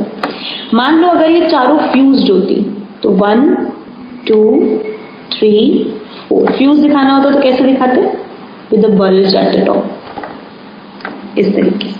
Overlap नहीं कराना था, सिर्फ फ्यूजन दिखाना था। तो फ्यूज दिखाया तो मीन्स इसका क्या मीनिंग हो गया? Fused. 1 2 3 4। Got the point everyone? Yes ma'am। समझ आया point? Right, velvet estivation, custard apple, mustard and calytropis. No overlapping, सबसे मेन चीज है no overlapping। Overlapping नहीं होनी चाहिए। Right, they're just lying adjacent to one another, just touches each other, but without any overlapping। अब हमने कहा second category आ गई कि we just start doing the overlapping concept, हमने करना शुरू कर दिया। सेकेंड, अब ओवरलैप करना शुरू कर दिया तो एस्टिवेशन को नाम दे दिया ट्विस्टेड। अब ओवरलैप करने का मतलब देखो कैसे है। दिस इज 1, एक एंड ओवरलैप होगा, दूसरा एंड ओवरलैप करेगा। तो ये एंड कैसा है हमारे पास? This is the free end. लेकिन ये कैसा एंड होगा? Overlapped and. ओवरलैप्ड एंड का मतलब इस तरीके से, समझ आया? राइट, तो ये 1 हो गया, इसने इसको ओवरलैप किया 2, इसने इसको ओवरलैप किया 3। अब ये ओवरलैप हो रहा है तो ये दूसरे को ओवरलैप करेगा 4। ठीक है, अब ये है, इसको ओवरलैप करना है और इसको फ्री रखना है। फाइन, तो ओवरलैपिंग देखो कैसे हो रही है। एक एंड फ्री 500 में दिख रहा है और एक एंड ओवरलैप दिख रहा है पांचों का, यस राइट? तो we say partly overlapped. Partly का मतलब one part is overlapped, petal और sepal.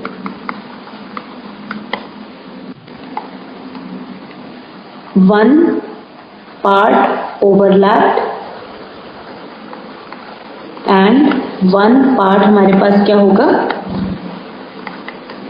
Free. Right? A very specific feature of Malvaceae family.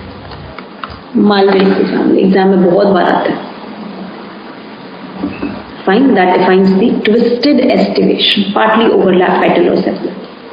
Twisted estivation. अब twisted के बाद third one, imbricate estivation. Imbricate का मतलब दो कैटेगरी, एक ascending imbricate और एक हमारे पास डिसेंडिंग इम्ब्रिकेट. राइट? अब ध्यान से पहले समझना क्या होता है हमारे पास. असेंडिंग इम्ब्रिकेट का मतलब क्या करना है हमें? एक को कंप्लीटली इनर, एक को कंप्लीटली आउटर और तीन को लेटरल रखना है. Completely inner one, completely inner posterior petal या सेपल. ठीक है? कंप्लीटली इनर का मतलब क्या होगा हमारे पास? Properly overlapped. दोनों एंड इसके क्या कर दिए? ओवरलैप हो गए. दोनों एंड ओवरलैप. 2 3 ये दोनों होंगे लेटरल. लेटरल का मतलब fourth and fifth is the completely outer anterior petal or sepal. Am I right? और 2 3 4 देखो, 2 3 4 कैसे दिख रहे हैं? Lateral, partly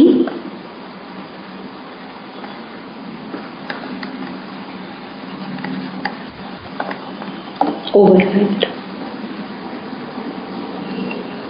Am I right everyone? Yes. समझ आया मीनिंग असेंडिंग इम्ब्रिकेट का?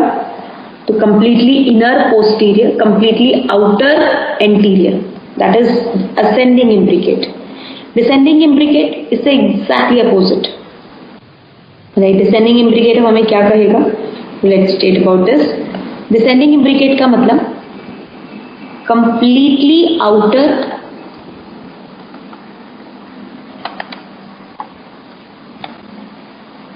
पोस्टीरियर. अभी पोस्टीरियर को क्या रखा हुआ था? इनर. अब कंप्लीटली आउटर. फिर हमारे पास जो अभी बनाया था वेक्सिलरी वाला, कंप्लीटली इनर क्या चले गए?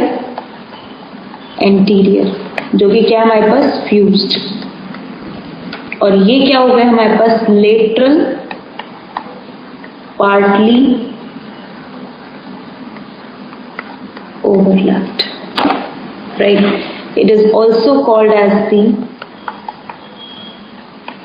vexillary estivation. इसको नाम एक और देते हैं. मैम ये तो एकदम अलग है ना, वेक्सिलरी एस्टिवेशन. इम्ब्रिकेट बेटा इम्ब्रिकेट का टाइप ही है ना. अपोजिट तो कर दिया. असेंडिंग और डिसेंडिंग का क्या मतलब है? असेंडिंग का मतलब था कि इनर पोस्टीरियर होना चाहिए. डिसेंडिंग का मतलब आउटर आपने पोस्टीरियर कर दिया. असेंडिंग का मतलब था इंटीरियर आउटर होना चाहिए, आपने इंटीरियर को इनर कर दिया. Okay.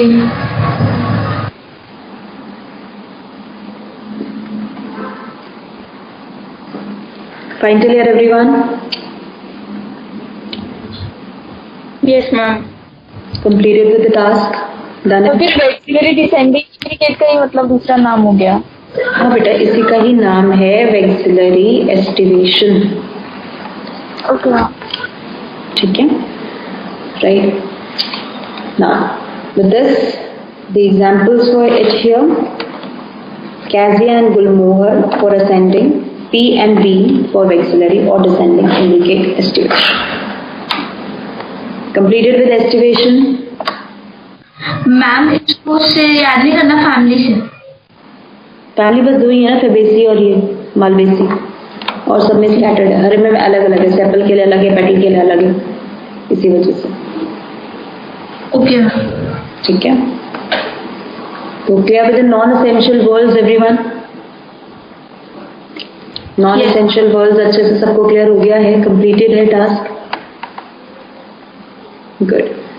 Now let's move ahead with the next part के साथ चलते हैं, that is defining the androecium और male reproductive whorl. Androecium define करते हैं, मेल रिप्रोडक्टिव वर्ड स्टेट करते हैं, right? So let's start with the topic over here, androecium. Now see everyone, androecium हमने कहा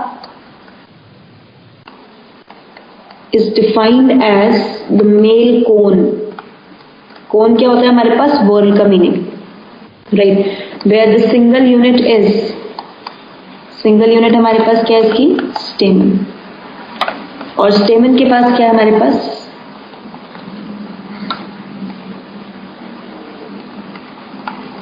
filament. This is thalamus. And over the top it is going to have the anther. Filament कौन सा हो गया हमारे पास? Sterile part. लेकिन anther कौन सा हो गया हमारे पास? Fertile part, right?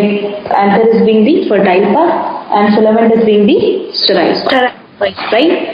अब अगर एंथर सबको याद हो तो we say anther is bilobed, dithecus, tetrasporangiate structure.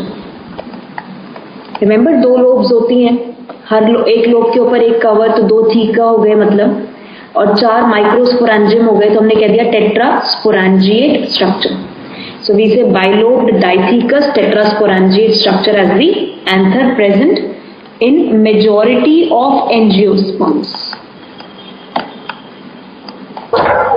Ma'am tetrathecous नहीं होता? नहीं बेटा, थीका दो ही होते हैं, जब लोब भी दो है तो थीका भी दो है, राइट? कंप्लीटेड। अब हमने कहा इन, हाँ बेटा बोलो। मैम लोब दो होते हैं इसलिए तो उसके अंदर चार थीका होता है ना? थीका होता क्या पहले बताओ मैम? वो जो स्ट्रक्चर था उसके अंदर मैम लोब, एक मिनट, एक लोब के अंदर मैम दो प्रेजेंट होता है ना? किसने कह दिया ये हमारे पास स्ट्रक्चर है एंथर का, ये एनसीईआरटी की स्टेटमेंट है। हाँ जी मैम, ये तो ये जो एक साइड लोब, ये जो चार प्रेजेंट है ना गोले, ये स्पोरेंजियम है, थीका नहीं है। Theca is the cover of the lobe. Okay, तो अगर दो लोब हैं तो दो ही थीका, ठीक है, right? Now in the case of, अब एक्सेप्शन याद रखने हैं इसके,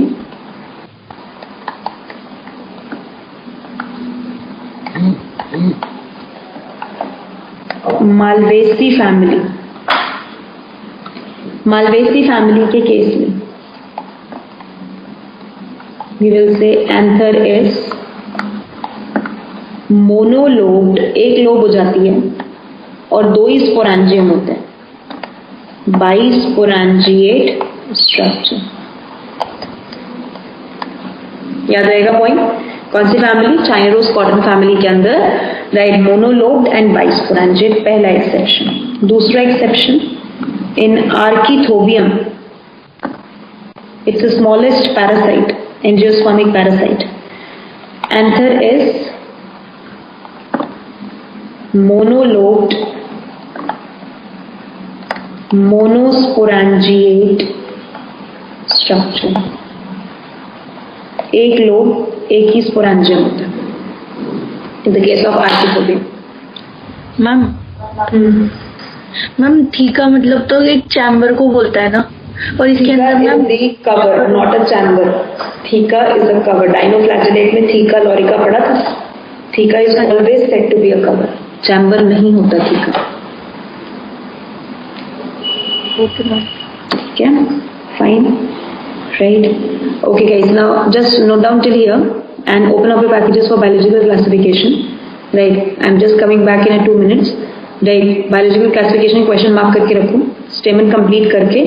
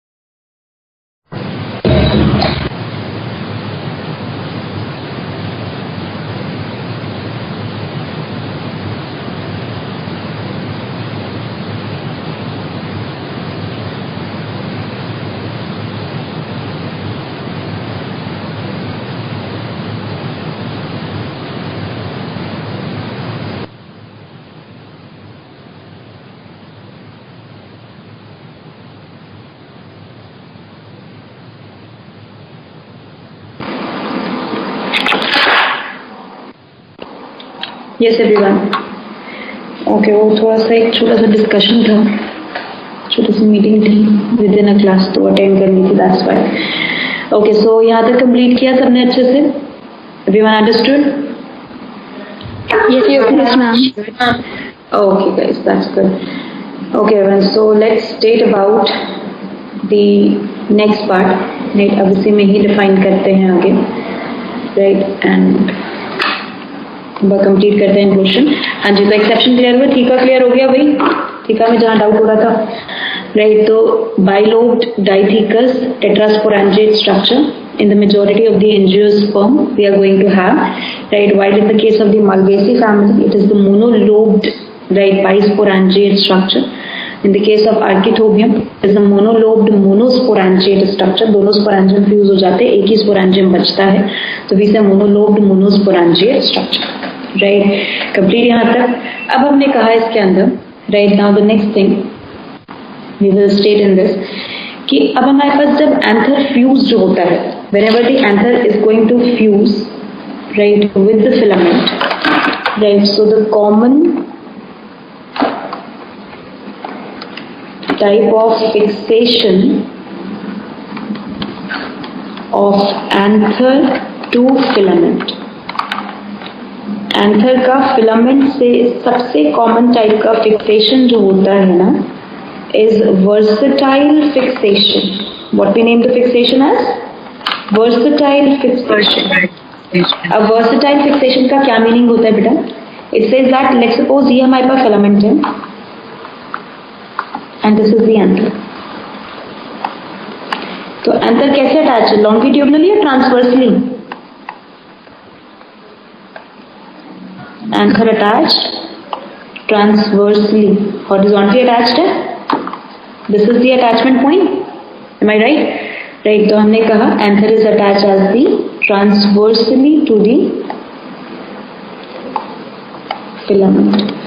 अब मुझे समझाओ, अगर ये फिलामेंट से ट्रांसवर्सली अटैच्ड है, राइट, तो क्या एंथर फ्रीली मूव कर सकते हैं?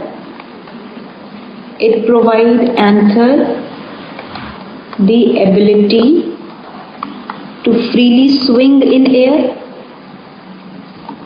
नो, यस, बिल्कुल कर सकता है बेटा।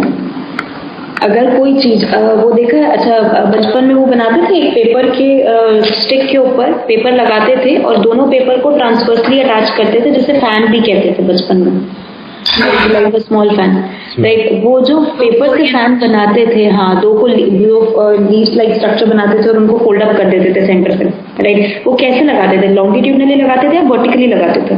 सॉरी, लॉन्गिट्यूडनली लगाते थे या ट्रांसवर्सली लगाते थे? How will you get it attached? Transversely attach करते थे ना, और वो ट्रांसवर्स अटैचमेंट, हाँ तब ये नहीं सोचा था मैम, बस लगा लेते थे। हाँ, तो वही अब सोचो ना, उसको कैसे लगाते थे? ट्रांसवर्सली अटैच करते थे।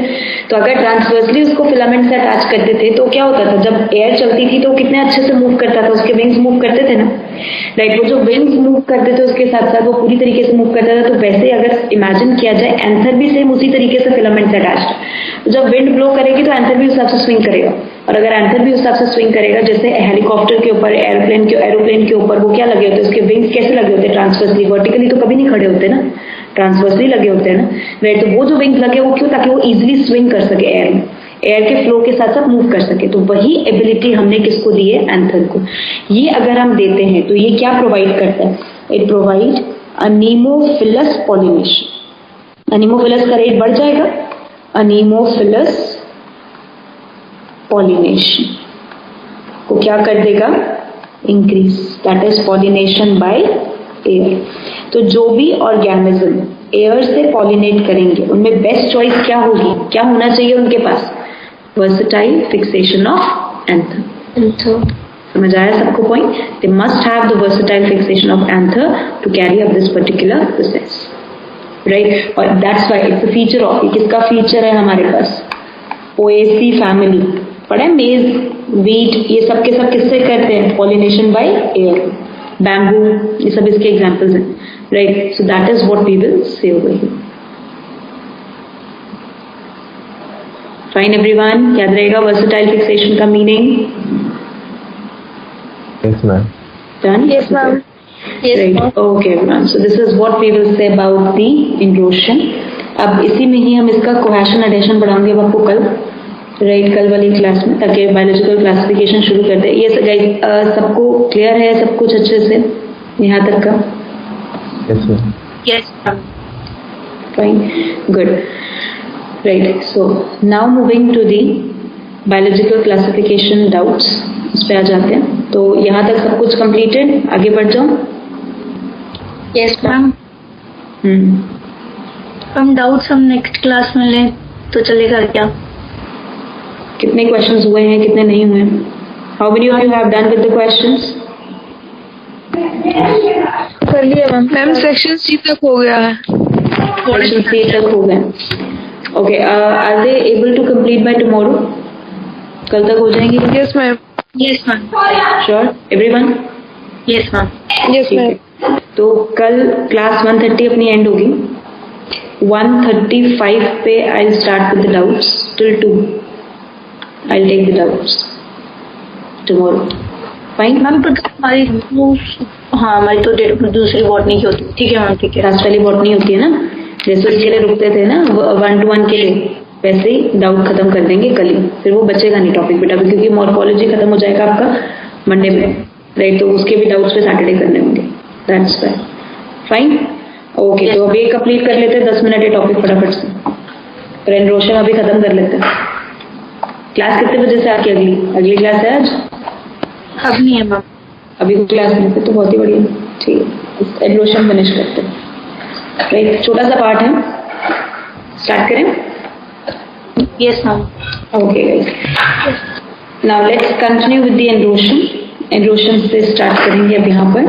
एनरोशन में हमने स्टेमन कहा बेटा, जैसे अभी हमने यहाँ पर कहा था कि सेपल्स और पेटल्स हमारे पास जो है वो फ्री होते हैं या फिर फ्यूज्ड होते हैं, ऐसे हम स्टेमन में भी कहते हैं।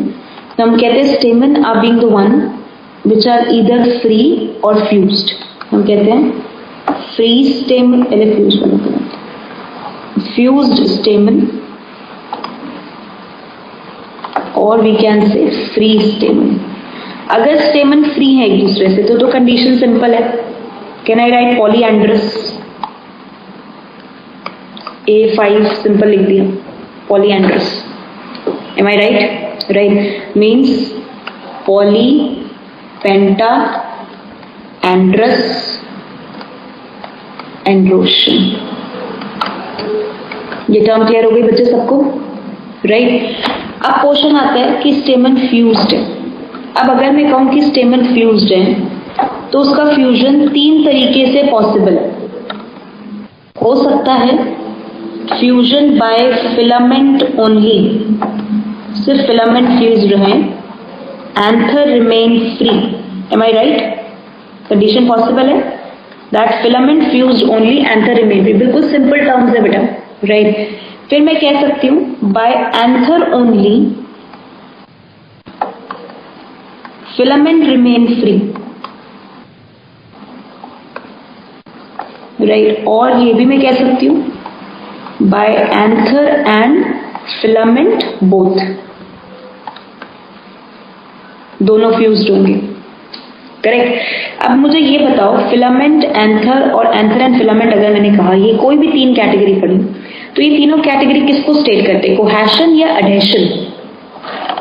दे state the state of cohesion of स्टेमन। Cohesion का क्या मीनिंग होता है? That is स्टेमन fused with स्टेमन। अगर स्टेमन के साथ ही फ्यूज्ड होता है तो इसे हम क्या कहेंगे, कोहेशन। लेकिन अगर स्टेमन हमारे पास स्टेमन के साथ फ्यूज ना होके किसी एंड्रोशियम या किसी बाहर के किसी अदर वर्ल्स के साथ फ्यूज्ड होता है तो उसे क्या कहेंगे बेटा, adhesion. Everyone got the point? तो वी से स्टेमन फ्यूज्ड हो सकते हैं या फिर स्टेमन हमारे पास बाहर के किसी यूनिट के साथ फ्यूज हो सकते हैं। तो उसी वजह से हमने कहा कि अगर हमारे पास स्टेमन के साथ फ्यूज्ड है, राइट, तब हम उसे कहेंगे कोहेशन। लेकिन अगर हमारे पास स्टेमन जो है स्टेमन के साथ फ्यूज नहीं है, बाहर के किसी वर्ल्ड के साथ फ्यूज है, तो उसे हम क्या कहेंगे, एडहेशन। कंप्लीट यहाँ तक दिस ए पार्ट समझ आया कोहेशन की जो बात कर रहे हैं हम? Yes everyone? Yes ma'am. Right. अब देखो, by filament only and anther remain free. Number first इसमें कंडीशन मैंने कहा all stamen packed in single bundle. एक ही बंडल में आपने पैक कर दिया उनको. Where all filament fused but anther क्या रखे? फ्री. तो आपने एक ही बंडल अगर बनाया, you make a single bundle, तो इसको नाम क्या दे दिया? Monadelphous condition. What we name it as? Monadelphous condition. Means A में मान लो 10 स्टेमन थे, 10 के 10 एक साथ fused in a bracket. Condition found in Malvaceae family. Malvaceae family में हमें कंडीशन मिलती है, राइट. बट आई विल से at the same time all stamen not packed in single bundle.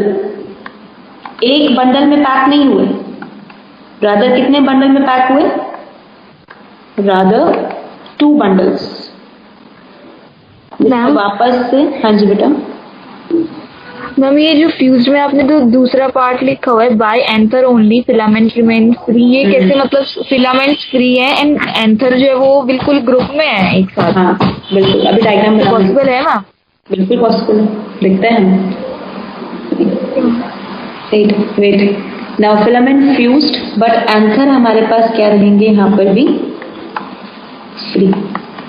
तो अब अगर ये कंडीशन देखें तो इसमें क्या दिखेगा हमें? 2 बंडल अगर बना दिए, डाइएडल्फस कंडीशन. अब डाइएडल्फस कंडीशन सबसे कॉमन होती है और आप पढ़ते भी हो. 9 को एक साथ रख दिया, 1 को अकेला रख दिया. 9 + 1. 9 fused together, 1 in a single. Right, we define that as the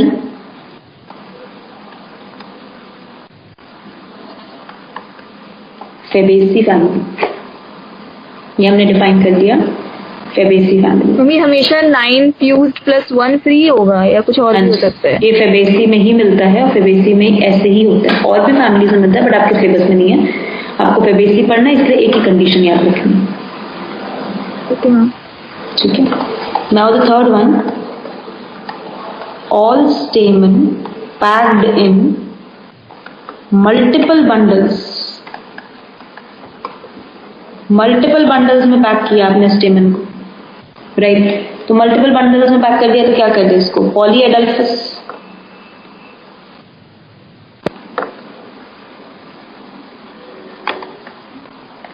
fine everyone, right. 2 family में याद रखनी, Malvaceae and Fabaceae. Monadelphous, diadelphous, polyadelphous. See the diagram. Yes guys, पहली condition monadelphous. Anther free दिख रहे हैं. Filament एक मिल के सारों ने ट्यूब बना ली. All the filament packed as a single tube. एक सिंगल ट्यूब बन गई, राइट. ना ये देखो, ये 9 का एक बंडल, एक अकेला. तो क्या लिख दूं? A9 + 1. यहां पर multiple bundles, right. Now next condition देखो, क्या दिख रहे हैं? Filament free and anther fused. Yes guys, anther fused, filament free. And सिनेंड्रस में क्या दिख रहा है? Complete स्टेमन fused. पूरा स्टेमन ही फ्यूज्ड है. And how complete स्टेमन fused? ये क्या है हमारे पास? Fused filament. और ये ऊपर वाला पार्ट क्या है हमारे पास? Fused anther. अब समझ आया कैसे बनते हैं?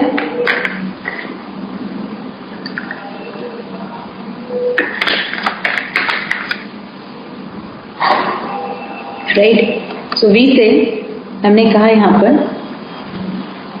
जब हमने डिफाइन किया बाय एंथर ओनली, तो इसको नाम दे दिया, condition is called syngenesious condition or called synanthrous condition. What we name it as? Syngenesious or synanthrous condition. Anther fused, sorry, synanthrous condition. Anther filament दोनों फ्यूज्ड है, तो एंड्रोशियम वर्ड लगा दूं, synandrous condition. Fine till here, fine. तो syngenesious, सिनएंड्रस। अब देखो सिनएंड्रस condition जहां पूरा फ्यूज कर दिया कुकुरबिटेसी फैमिली, सबसे main cucurbits. Syngenesious Compositae family, तो ये सिनजेनेशियस जो है ना हमारे पास, it's found in the Compositae. Compositae का दूसरा नाम क्या बताया था? एस्टरेसी और सनफ्लावर फैमिली, राइट। और ये condition cucurbits, that is Cucurbitaceae family. Fine. Ma'am इसका एग्जाम्पल क्या है कुकुरबिटेसी का? कुकुरबिट्स बेटा cucumber, okay. right? Next one, citrus and castor, polyadelphous, right? Gram, pea, bean, that is Fabaceae, diadelphous. Cotton, ladyfinger, that is Malvaceae. Malvaceae के member cotton, ladyfinger, China rose, right? These are the examples for the Malvaceae.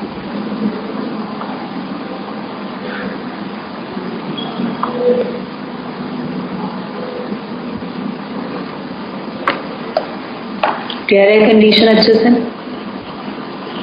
Cohesion of stamen, everyone done? Now अब कोहेशन के बाद क्या possible है? There is the possibility of adhesion of stamen. Adhesion का क्या meaning समझाया था अभी?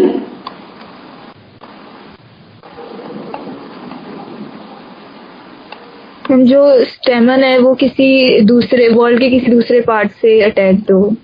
Stamen fused with other whorls, right? That is या तो पेटल से अटैच्ड हो जाए या फिर पिस्टल से, क्योंकि उसके बाहर कौन है? पेटल, और उसके अंदर कौन है? पिस्टल।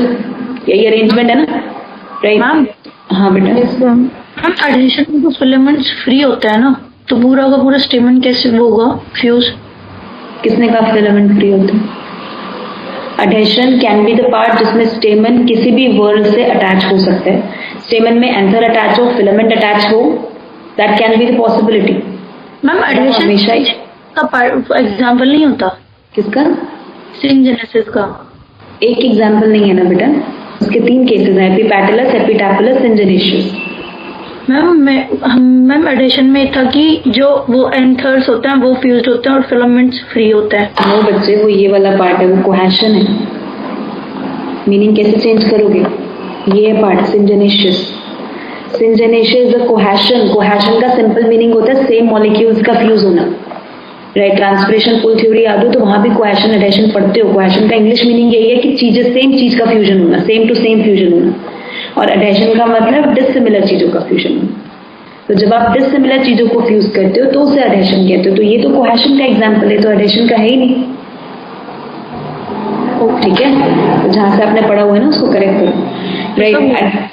एडेशन का मतलब क्या है कि स्टेमन आपके दूसरे पार्ट ऑफ फ्लावर से अडेयर है। ये तो इंग्लिश का मीनिंग है, इसको तो सेट करना है दिमाग में, राइट? तो दूसरे पार्ट ऑफ द फ्लावर से अटैच है। दूसरे पार्ट ऑफ द फ्लावर से अटैच है, इसका मतलब it is attach either to the petal और टू द पिस्टल। अब मैंने कह दिया उस कंडीशन में कि अगर मान लो ये पेटल से अटैच्ड है तो नाम क्या दे दिया इसको? एपीपैटलस, राइट? एपीपैटलस का मतलब, right, when stamen attach to petals, petal से अटैच्ड है। अब स्टेमन को अगर पेटल से अटैच कर दिया तो कैसे लिखेंगे? देखो यहाँ पर बी से मान लो पेटल के अंदर 5 पेटल्स, कोरोला के अंदर 5 पेटल्स है और 5 फ्यूज्ड है। एंड्रोशियम में 5 स्टेमन है लेकिन फ्री है। मींस अब ये क्या दिखा रहा है? This show no cohesion, cohesion नहीं है। लेकिन मैंने वहीं पर इसके ऊपर एक ऐसे बार लगा दी, ये क्या शो करता है? अडेशन। किसका अडेशन हुआ है यहाँ पर? स्टेमन का। किसके साथ? पेटल के साथ। Condition is called epipetalous. इसलिए हर चीज का बेटा मीनिंग है, ध्यान से याद करना है। ए अगर 5 के बाहर में ब्रैकेट लगा देती इसका क्या मतलब होता? कोहेशन भी है, और ऊपर अगर एक लगा दिया बार तो अडेशन भी है। लेकिन मैंने कहा कोहेशन नहीं है, क्या है इसके अंदर? सिर्फ adhesion. Everyone got this point now? समझ आया concept? This is the case found in the Solanaceae family, Solanaceae family मिलता है ना, राइट। एपिपेटलस के जैसे ही सेकंड हमारे पास आता है एपिटैपलस, ऑल्सो कॉल्ड एपीफिलस। अब एपिटैपलस एपीफिलस का मतलब कि स्टेमन हमारे पास किससे अटैच्ड है? टेपल से। अब टेपल से अटैच्ड है तो टेपल के पैक को तो पेरियांथ कहते हैं, राइट। पेरियांथ में मैंने कहा 5 टेपल्स है, 5 फ्यूज्ड है। एंड्रोशियम में 5 है, 5 फ्री है एक दूसरे से, लेकिन इन दोनों के बीच में अडेशन। तो this is स्टेटिंग adhesion of stamen with tepals called epitapalus या epiphyllus. This is the condition. P is representing what beta? Perianth. Perianth. That is collection of tepal. ये हमारे पास हुआ किसके अंदर? Liliaceae family. Liliaceae family.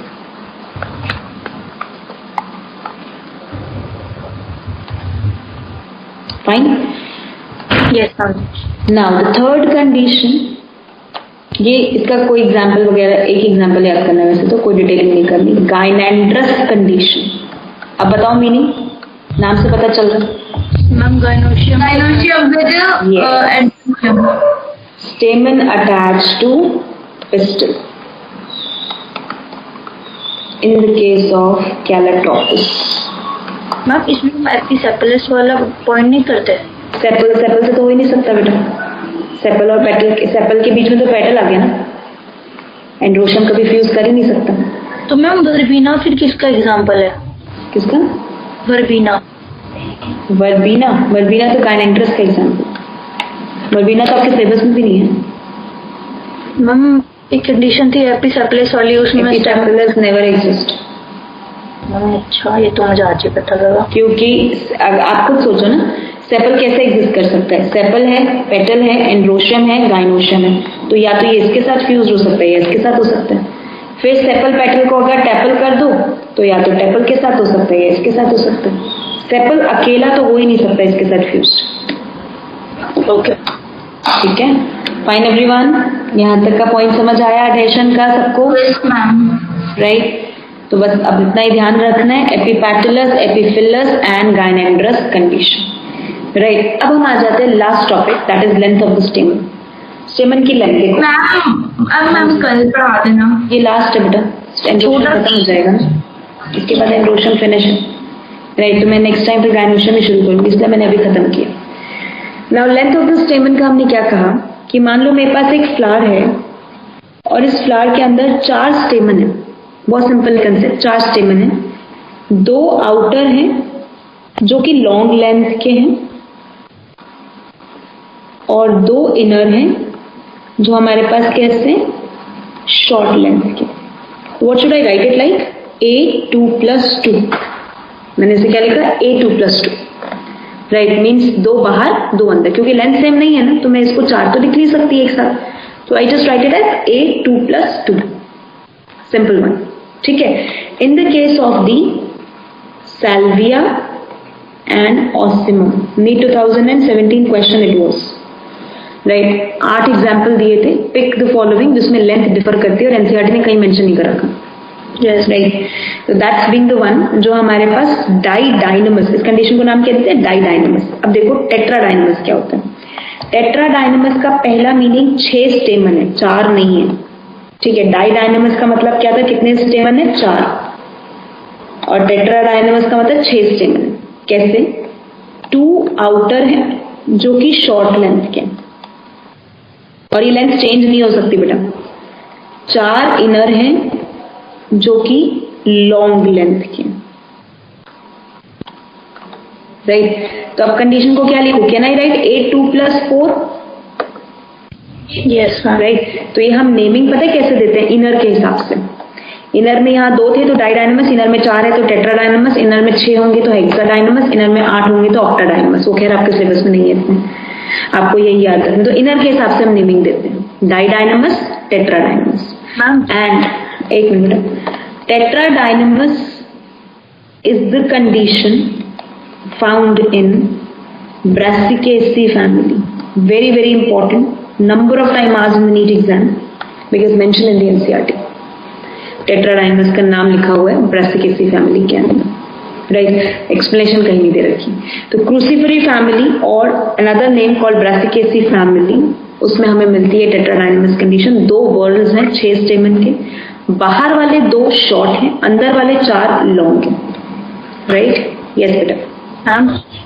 Ma'am एडेनिमस में 2 inner long और 2 outer short stamens नहीं होते? आउटर शॉर्ट ही तो है. आपने मैम 2 आउटर लॉन्ग लिखा हुआ है डायडेनिमस में. डाइडाइनमस में उल्टा होता है ना बेटा. आउटर वाले जो होते हैं वो हमारे पास लॉन्ग होते हैं, इनर वाले शॉर्ट होते हैं. टेट्राडाइनमस में इससे कंडीशन उल्टी हो जाती है, राइट? ये सैल्विया ऑसिमम में ऐसा होता है. डाइडाइनमस में पॉसिबिलिटी है कि 2 बाहर वाले छोटे हों, अंदर वाले बड़े हों, कोई दिक्कत नहीं है. लेकिन सैल्विया ऑसिमम जो आप लिख देते हो उसमें डायग्राम नहीं है, जो आपको याद करना. मैम इतना तड़का लगने वाला ना हो. क्रूसिफर डिजीज क्या होता है? क्या होता है बेटा? क्रूसिफर डिजीज करके होता है कुछ, वो क्या होता है? हाँ, क्रूसिफर ब्रासिका के अंदर डिसीज, ब्रासिकेसी फैमिली में डिसीज होना. Cruciferae is another name of Brassicaceae ना. तो जो डिसीज क्रूसिफरी मेंबर्स में हो रही है, जैसे white rust of crucifer Albugo candida cause करता है, तो व्हाइट रस्ट ऑफ क्रूसिफर का क्या मतलब है? It is causing white rust in the case of the mustard family. Mustard के अंदर, टर्निप के अंदर, रेडिश के अंदर कॉज करता है. Fine. Yes, this is where we end up with the stamen guys, right, and the whole endotion. Excuse me, ma'am. हाँ जी बेटा. मैम ऑफलाइन इंस्टीट्यूट खोलने का कोई अभी अपडेट आया है क्या? No, not yet. Ma'am sir कह रहे थे कि खुलने वाले हैं. कौन सा सर? फिजिक्स वाले सर कह रहे थे. नहीं, not yet. No update yet. जी ma'am. Okay guys, so everyone done यहाँ तक बचा? Completed है? Yes. Task? Yes, ma'am. Yeah. Okay guys, so revise के लिए यहाँ तक का पूरा अच्छे से रिवाइज करना है. मैं भी नोट शेयर कर दूंगी आपके साथ. राइट, कंप्लीट करना है. कल हम कंप्लीट कर देंगे ये चैप्टर. तो आई वांट एवरीवन, और बायोलॉजिकल क्लासिफिकेशन के डाउट खत्म हो जाए ताकि कल हम उसके डाउट फिनिश कर दें. Fine? Yes, ma'am. Okay guys, good. Yes, ma'am. Right, so this is where we are winding up the session. Right, और कोई रहा तो नहीं है 1-to-1 पर्सनल इंटरेक्शन के लिए? Everyone done? Yes, ma'am. Okay guys. Right, so कौन रह गया? मैम हाँ जी. Ma'am Who's my notes please आप एमएस पे भी शेयर कर दीजिएगा. ओके, मैं मिस्टर भी शेयर कर दूंगी. ठीक है. राइट, जो रह गया बेटा remain in the class, else just leave the meeting. Whosoever left for 1-to-1 person, just remain in the class, else everyone leave the class. We'll meet tomorrow. Bye-bye, take care, enjoy. Okay guys. Thank you, ma'am. Okay everyone.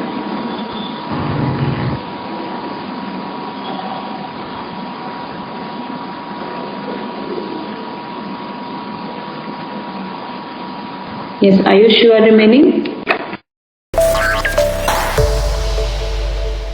Smash the like button and also subscribe Mystery Notebook.